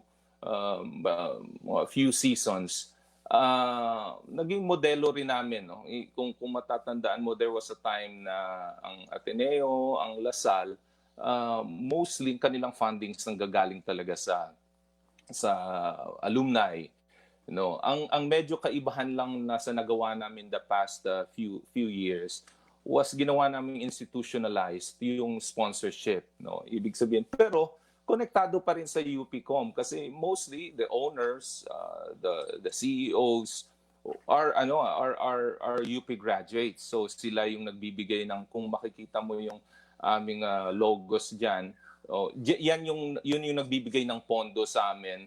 And then in the same manner, meron pa rin kaming mga gusto talagang tumulong kasi alam mo naman ang gutom ng UP pagdating sa larangan ng basketball, no. So gusto talaga magkaroon ng tsansa at marami sa kanila ang willing tumulong. Are you saying na kasi may mga dati now that lumalaki na ang support, no, ang dami nang nagiging involved at maraming tumutulong, sabi mo nga you've created the program na merong konting branding para sa mga tumutulong at gustong makilahok. Nung araw kasi may mga bali-balita. Ako, I am not an alumni of UP, but I have a lot of friends there. Na ang sports programs daw, particularly the basketball team, were managed, so to speak, ng mga fraternities. Is that true? At ngayon ba hindi na ganon, Coach Bo? Totoo yan, Com. No, there was a time, not only fraternities sa UP, but organizations and individuals. No? So, bale, in the past, parang, kasi nga, walang programa certain organization, sasabihin nila na, kami naman muna. No? Kami kukuha ng coach, kami magpopondo. And then, malalaman nila in the future, Com, na, ay, hindi pala kaya. No? So, BBT1 nila. So sasabihin ng isang fraternity, kami naman mag-a-appoint. So sasabihin nila sa chancellor na, kami naman, pwede ba? Okay. Now, when I came in, kasama namin iba-iba. Itong kung naririnig mo ito, Com, itong Nowhere to Go But Up Foundation. Yes, I've heard about ito ng mga pioneering members nito are fraternity members at saka yung mga iba-ibang tao na talagang gusto lang tumulong sa varsity. Nagiging incidental na fraternity member sila. So, iba-iba sila ngayon. No? So, when they decided na nag-usap kami na, Coach Bo, pwede bang tulungan mo itong after nung Ateneo stint ko, tulungan mo itong ating programa, paano ba natin mapapalago ito, no? So, nung nagbigay ako ng opinion, ano naman sila, ang kagandahan kasi is nagprograma hindi na isang fraternity, hindi na isang organization lamang ang nagma-manage ng team. So iba-iba, napakarami. So in fact, kaya nila nagugustuhan 'yan at kaya napakarami nang gustong tumulong kasi nararamdaman nila na it's not about one organization or one fraternity managing it, no? It becomes inclusive for anybody who is willing to help the program. Well, that's interesting dahil the more inclusive the program is, the better. Mas maraming, ang success rate ay napakataas. And talk about success rate. You've been very successful lately, Coach Bo, sa pagkuha ng mga players. Nababalita na nga yung listahan ng mga na-recruit ninyo for the future and the upcoming season. And we go down the list. There's Carl Tamayo and of course Jerry Abadiano ng UNU na pinakamaingay ang announcement na pagdating. But more than that, you got Joel Kagulangan, andyan si RC Kalimag, and many others, no? Including a couple of Phil-Canadian players. Coach, ang una kong tanong, ilan sa mga players na nakuha mo were really on your list nung nagpaplano kayo nito, no? For season 82? At sino naman ang mga players na hinabol mo na hindi mo nakuha?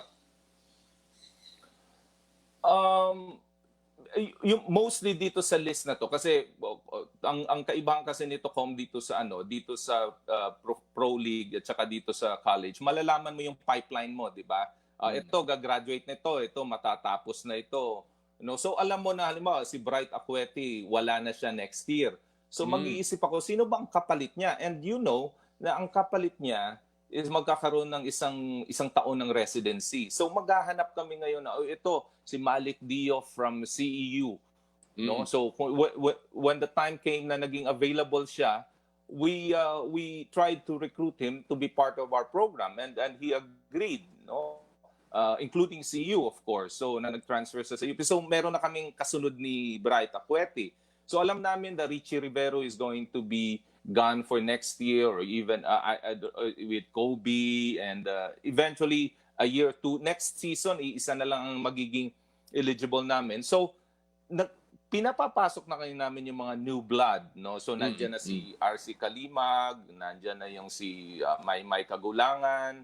So, nandyan na ngayon. Etong huli, itong si Carl at saka si Jerry Abadiano, alam naman natin na nandyan sila lahat, including actually si Kevin Kiambao ng Lasal na napunta sa Lasal. Nandyan talaga yan sa radar. But we all knew na, syempre, pupunta naman talaga ng NU yan, supposedly. No? But there came an opening when I heard na si Kevin was already in Lasal. So I knew na baka pwedeng makumbinsi din namin yung naiiwan na dalawa na maging part din ng programa namin. And were you surprised na tinanggap ni Carl at ni Jerry ang alok ninyo to play for the Fighting Maroons?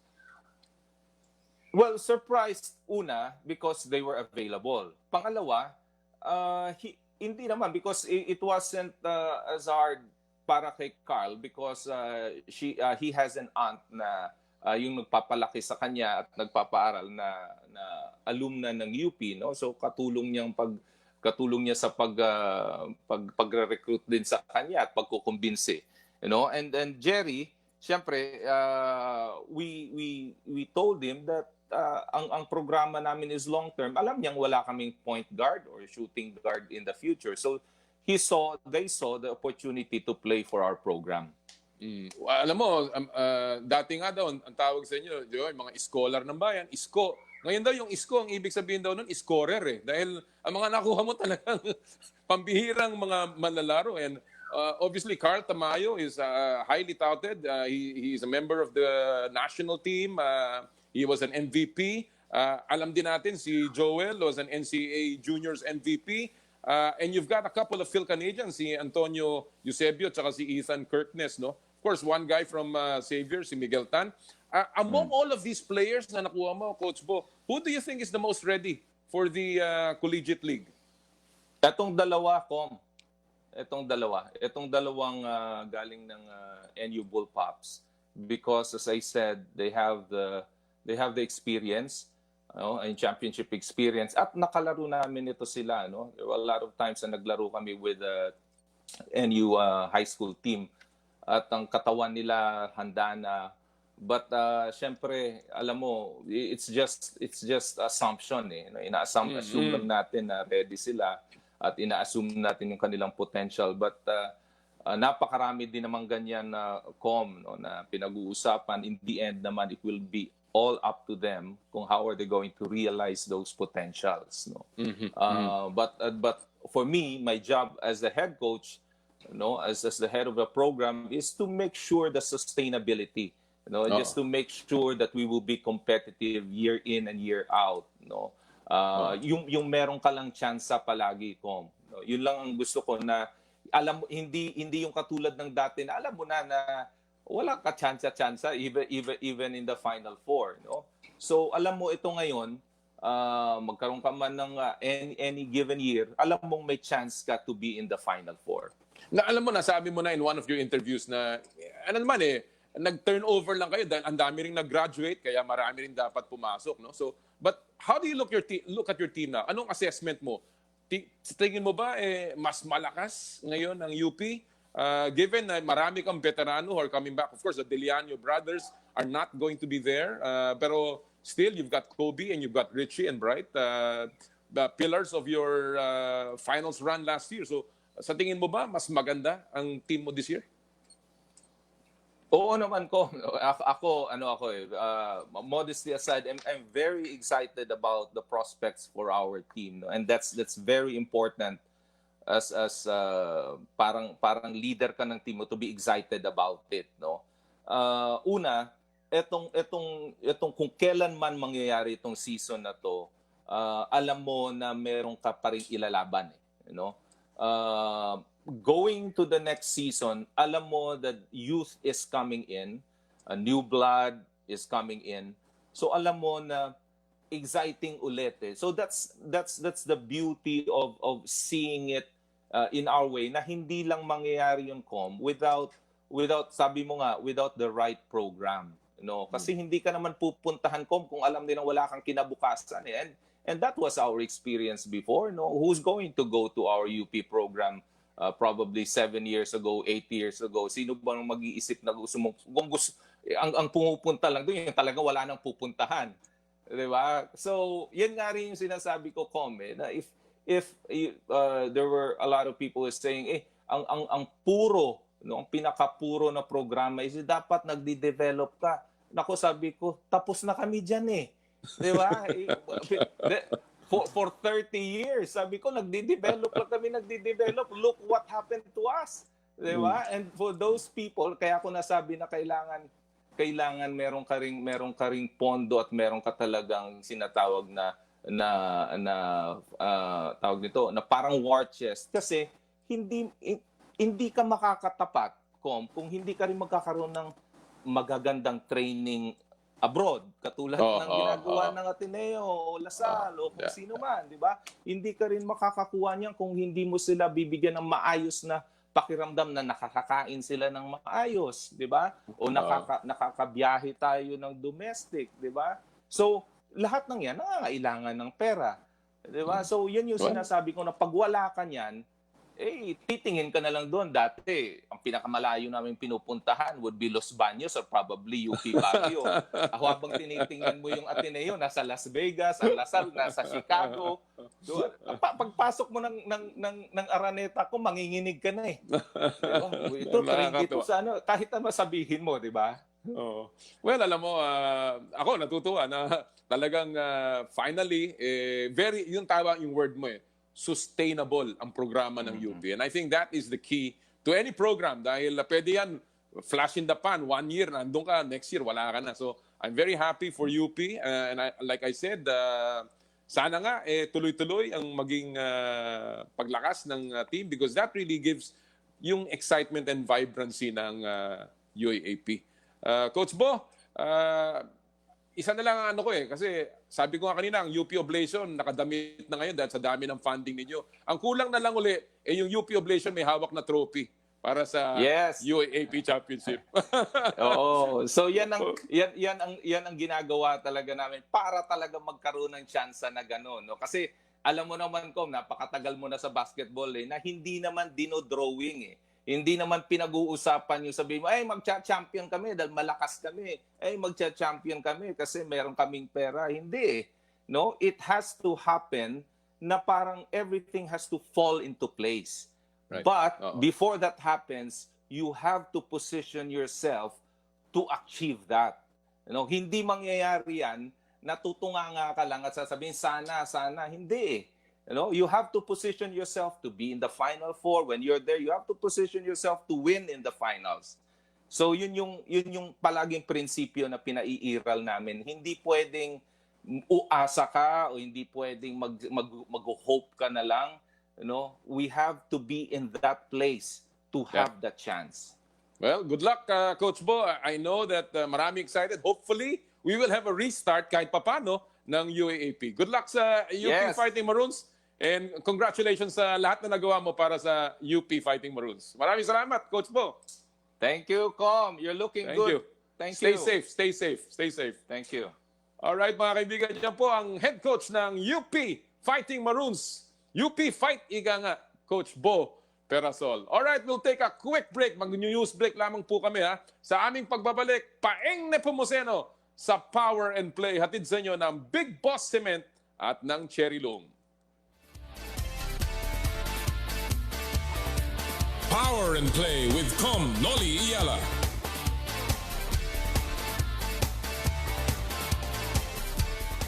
Radyo 5, 92.3 News FM, Balita, Aksyon, News Update. Narito ang mga balitang hatid ng Radyo 5. Isa sa publiko na ng Department of Health o DOH sa susunod na linggo ang resulta ng pool testing para sa COVID-19.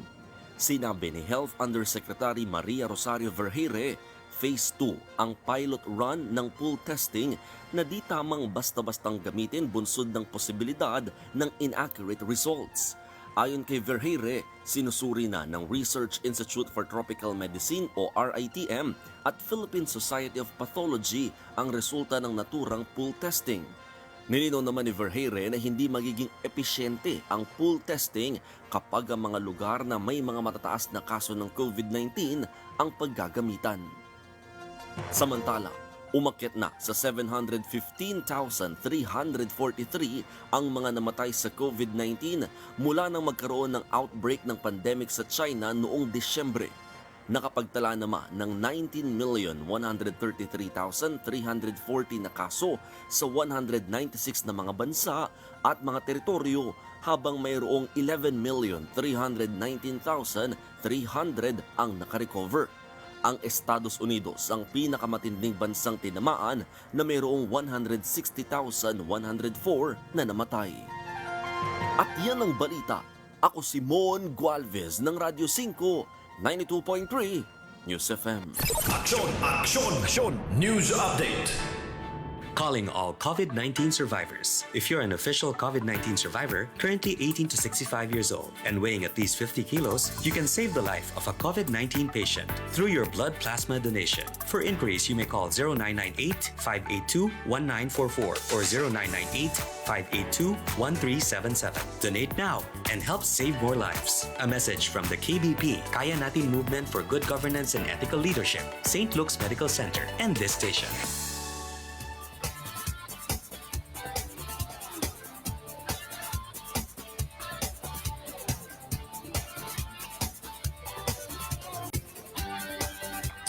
Alright mga kaibigan, nagbabalik po ang Power and Play. Kamusta po sa lahat ng mga nakikinig sa atin all over the Philippines and of course yung mga nakatutok po via live stream all over the world. May mga kasama po tayong nanonood sa atin sa Saudi Arabia.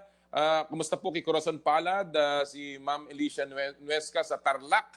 At marami pa pong mga nakatutok. Mamaya babatiin natin kung may oras tayo. At this point mga kaibigan, we're very happy. Matagal ko nang gusto makausap itong ating susunod na magiging guest.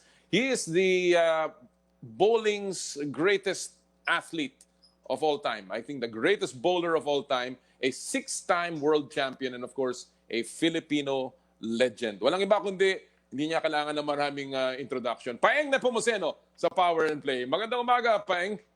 Good morning, Nolly. It's so good to see you. Good morning, everyone. Ang tagal na nating pinaplano to and finally I got you. You know, I'll tell you something. In 1976, when you won your first World Cup, and I don't remember this, nagsalita ka sa harapan ng mga mag-aaral sa Green Hills, sa LaSalle Green Hills. I was then a first-year high school student, and I saw you, and I was in awe. Talagang napamangha ako sa iyo. At your age at that time. And of course, ngayon, looking at you, you have not aged. You still look the same way. How are you keeping so fit, Paeng? How do you do it? Anong sikreto? Well, I have a exercise regimen. I exercise with weights 3 to 4 times a week, and then kompleto, may cardio ako on the days that I don't do my weights. I know that you like biking kasi I see you around, I used to see you around in Makati biking. Do you still do a lot of that? I still do that, except these days, since naka-lockdown, naka-trainer yung ano ko dito. Oo, yung road bike ko.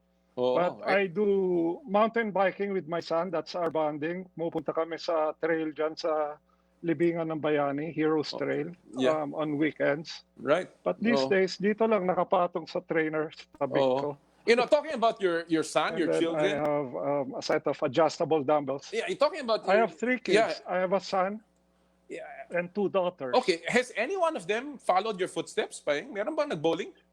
Well, my son tried it for a couple of years, pero masyadong mild sa kanyang bowling. That's a good point. Gusto niya yung mga aggressive sports like gusto niya ng these days surfing kasi sa Hawaii siya natapos mag-aral. And then nag-jiu-jitsu siya for a while. So different, totally ibang-iba yung mga hilig niya. Oh, very interesting kasi you would expect a legend like you na yung mga yapak mo isusundan ng anak mo. But again, it's good also to know that as a parent, hindi mo pinipilit. Oo, tama yan. Kailangan importante hilig ng bata.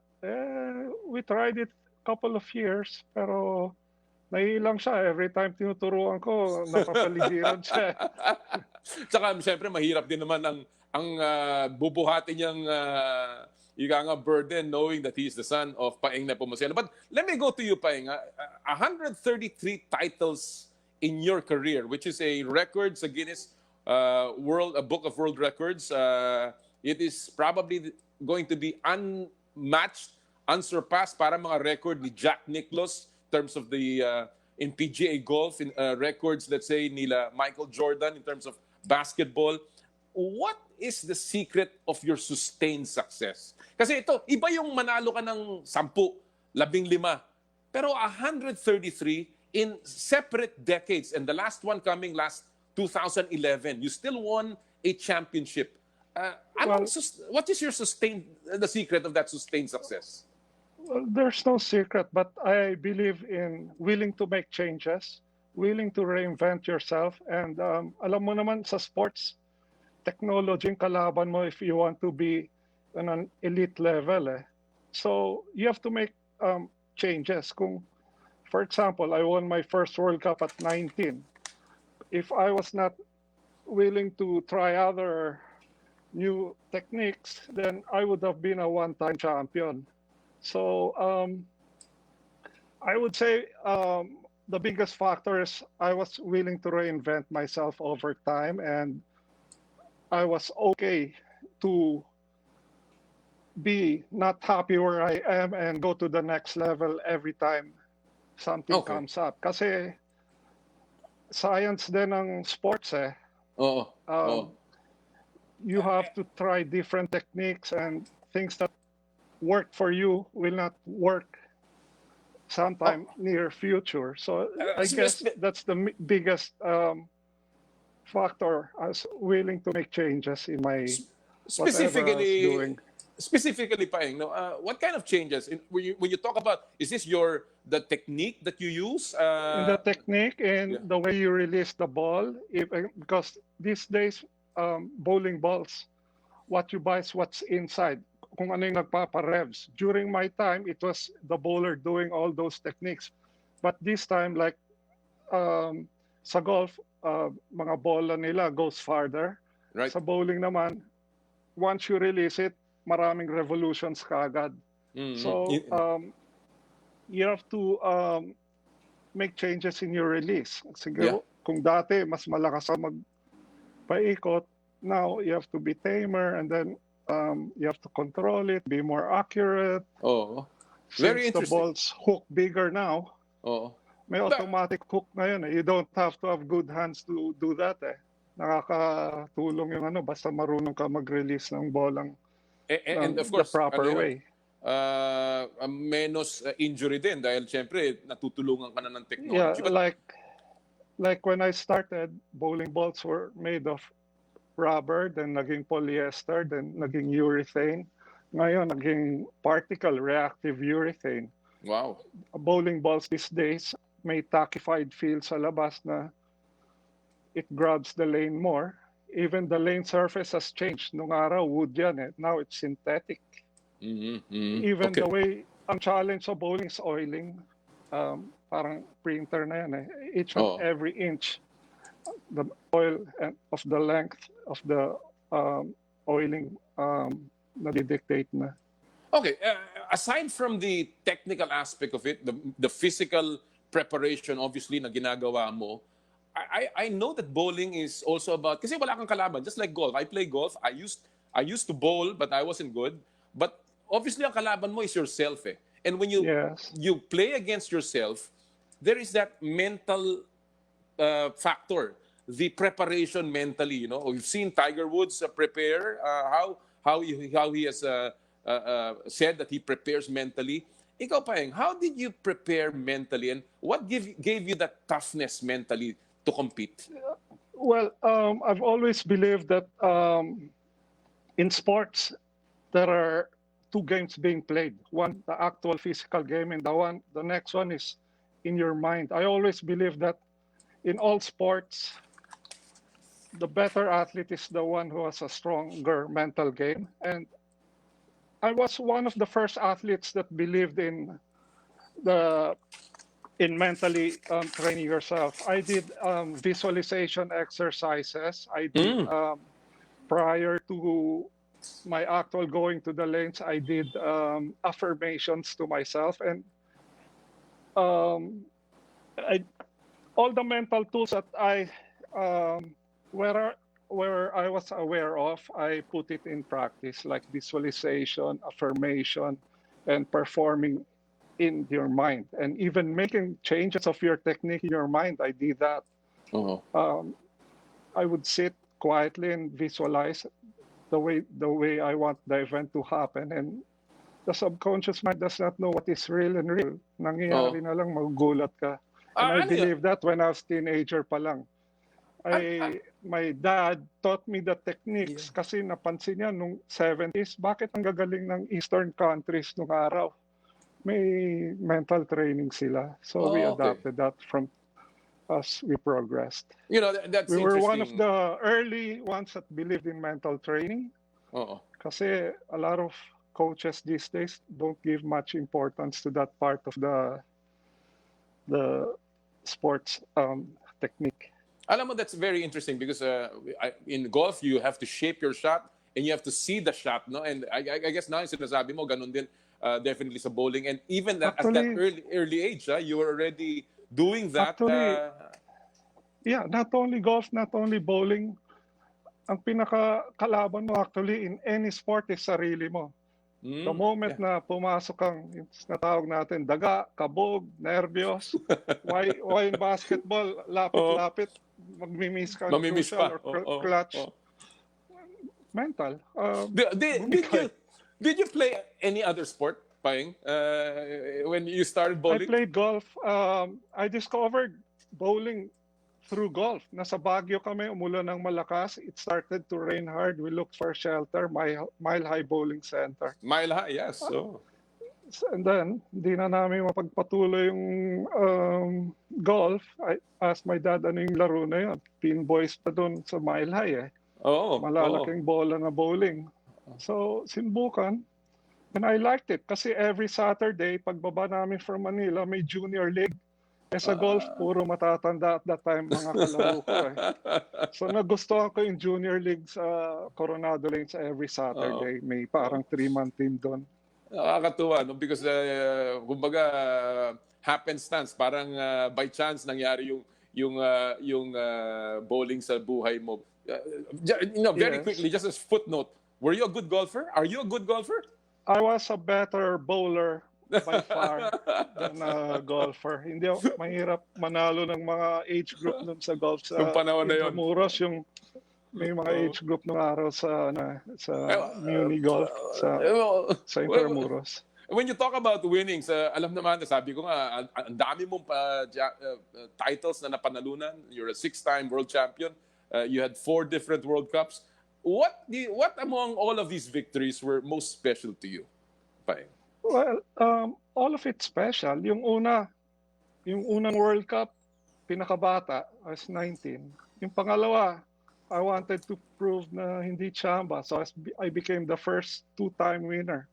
Hanggang ngayon, pinakamarami sa World Cup is 2 times lang nanalo.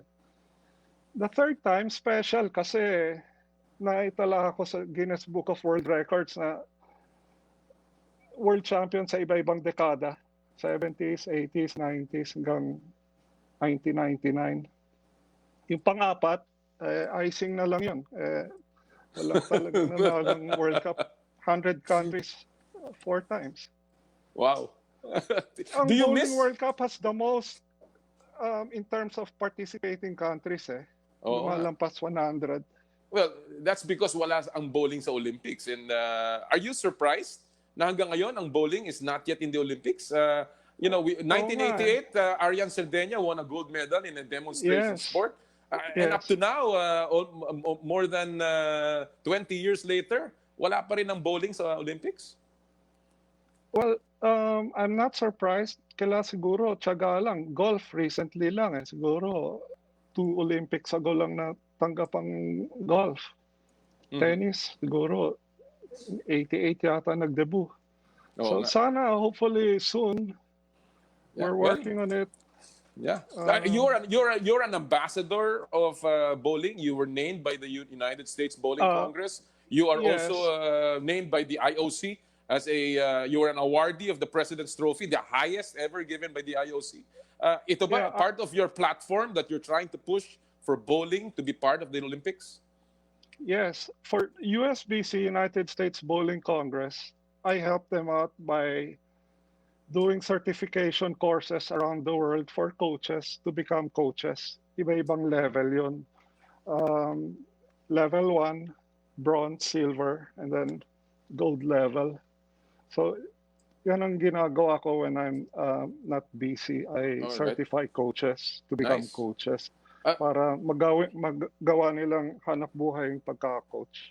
Obviously, ngayon, Paeng, hindi ka na masyadong lumalaban. You still play, but I hindi na still masyado. play, but Do you miss hindi it? na Do you miss competitive bowling, Paeng? Well, yes, of course, I miss competitive bowling, but I still bowl here in the region lang. I don't really. Well, last year I almost represented the Bowling World Cup. Oo nga, oo nga. 62. Oo nga. I came in second. Out of, for the heck of it, sumali lang. Kasi may elimination siya eh. National finals, no? 2 weeks before, sabi ko, sali kaya ako. Then, nag-second place pa ako dito sa Philippines. Wala ba kayong pinaplanong parang sa golf senior tour? Di ba sa golf may senior tour? Wala We bang have a ganyan sa senior bowling? tour, yeah. Meron. But Yeah. that's not something that you're interested in. Well, to be competitive, kailangan dedication Mga bata. talaga. Saka mga bata kalaban. Hindi, you should be practicing like what you did before, 3 to That's 4 right. times. That's right. 3 to 4 hours, even in being a senior. Competitive na ng senior tour. Oo. Well, okay, let's talk about a little bit about what's happening in the industry now of bowling.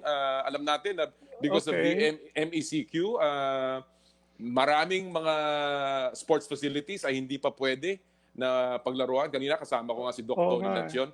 How has the pandemic affected the sport and the business of bowling? Alam ko nasa business of bowling ka rin, Paeng. So you run a lot of bowling centers. How has this affected your business as well as the sport? Well, we have been very much affected. We've been closed since March 15, and most of the bowling centers are in the mall. So, unang problema yon. But I've been lobbying that bowling is a non-contact sport, and we can observe all the protocols. Even we have already submitted how, if we'll open, we'll be observing safety and healthy protocols, like we can distance each and every bowler and how to make their seating arrangement kahit na one person per lane lang, malalaki naman ang bowling center. So right. Technically, and then we can sanitize the whole place. Ang sabi nga every time. Ang sabi nga ng USBC, I think part of the new protocols that they're pushing, an entire tournament or entire competition will be played in one lane. Yun ang nabasa ko, no? And then of course they're already allowing the use of isopropyl alcohol to clean your ball, which was not allowed before, no? Is that something also na i-recommenda nyo na sa IATF? We submitted all of those, and even seating arrangement. Let's say pagtira mo on one lane, you will go to the next seat with distancing. And then even bowling balls, it should be cleaned every time you execute. And then, of course, it helps if you bring your own bowling ball, or if you use a house ball. Cleaning solutions should be readily available. Sabi nga nila, pati daw yung shoe rental, baka dapat wala ng shoe rental sa mga bowling centers for the public, yung mga ginagamit ng mga weekend na maglalaro. As part of the new normal. Even before the pandemic, the shoes were sanitized naman eh. So I don't think that's a problem. Yeah, it would be good if you have your own bowling shoes. But if not, we guarantee that it's sanitized. Alam natin na every time. Well, there's the popularity of bowling. Non-contact sport, dapat I think in Cebu they allow bowling already. I saw a couple of That's good. That's good. Images, some people playing there. Alam mo, so I think malapit na. hindi natin matatanggi na yung golden era of bowling was during your time, no? Kayo nila Bong Ku, nila Lita De La Rosa, Yes. nila Senator Tito Soto, who's part of the Philippine Bowling Federation now. And one of the comments that Tito Sen said was that medyo mahal daw ngayon mag-bowling. Hindi kagaya nung panahon ninyo, 2 piso lang. Ngayon, maglalaro ng bowling per game, medyo mahal. That's why yung about popularity 100, ng yeah. sport medyo naapektuhan. Do you agree with this? And what is the PBF doing about this? Well, we're lobbying that lanes in Rizal Memorial be fixed so the bowlers can play there. Kasi matagal nang there are 14 lanes there. Only 6 are working. So sana maayos yun. But as a sport, we're one of the cheapest around the world. It's only 100 pesos a game. So sure, you have to put out money to play it, but it's not that expensive. Okay. Of course, we saw what happened in the Southeast Asian Games, and let me talk about your hat now as a head national coach ng ating team. We had our challenges back in December, and not as you had wanted it, I suppose, no? Ano sa tingin mo ang problema ngayon with our current crop of bowlers? Or malas lang ba nung panahon ng SEA Games? Well, actually, retired na ako sa coaching sa RP team. No? I'm more of an advisor these days.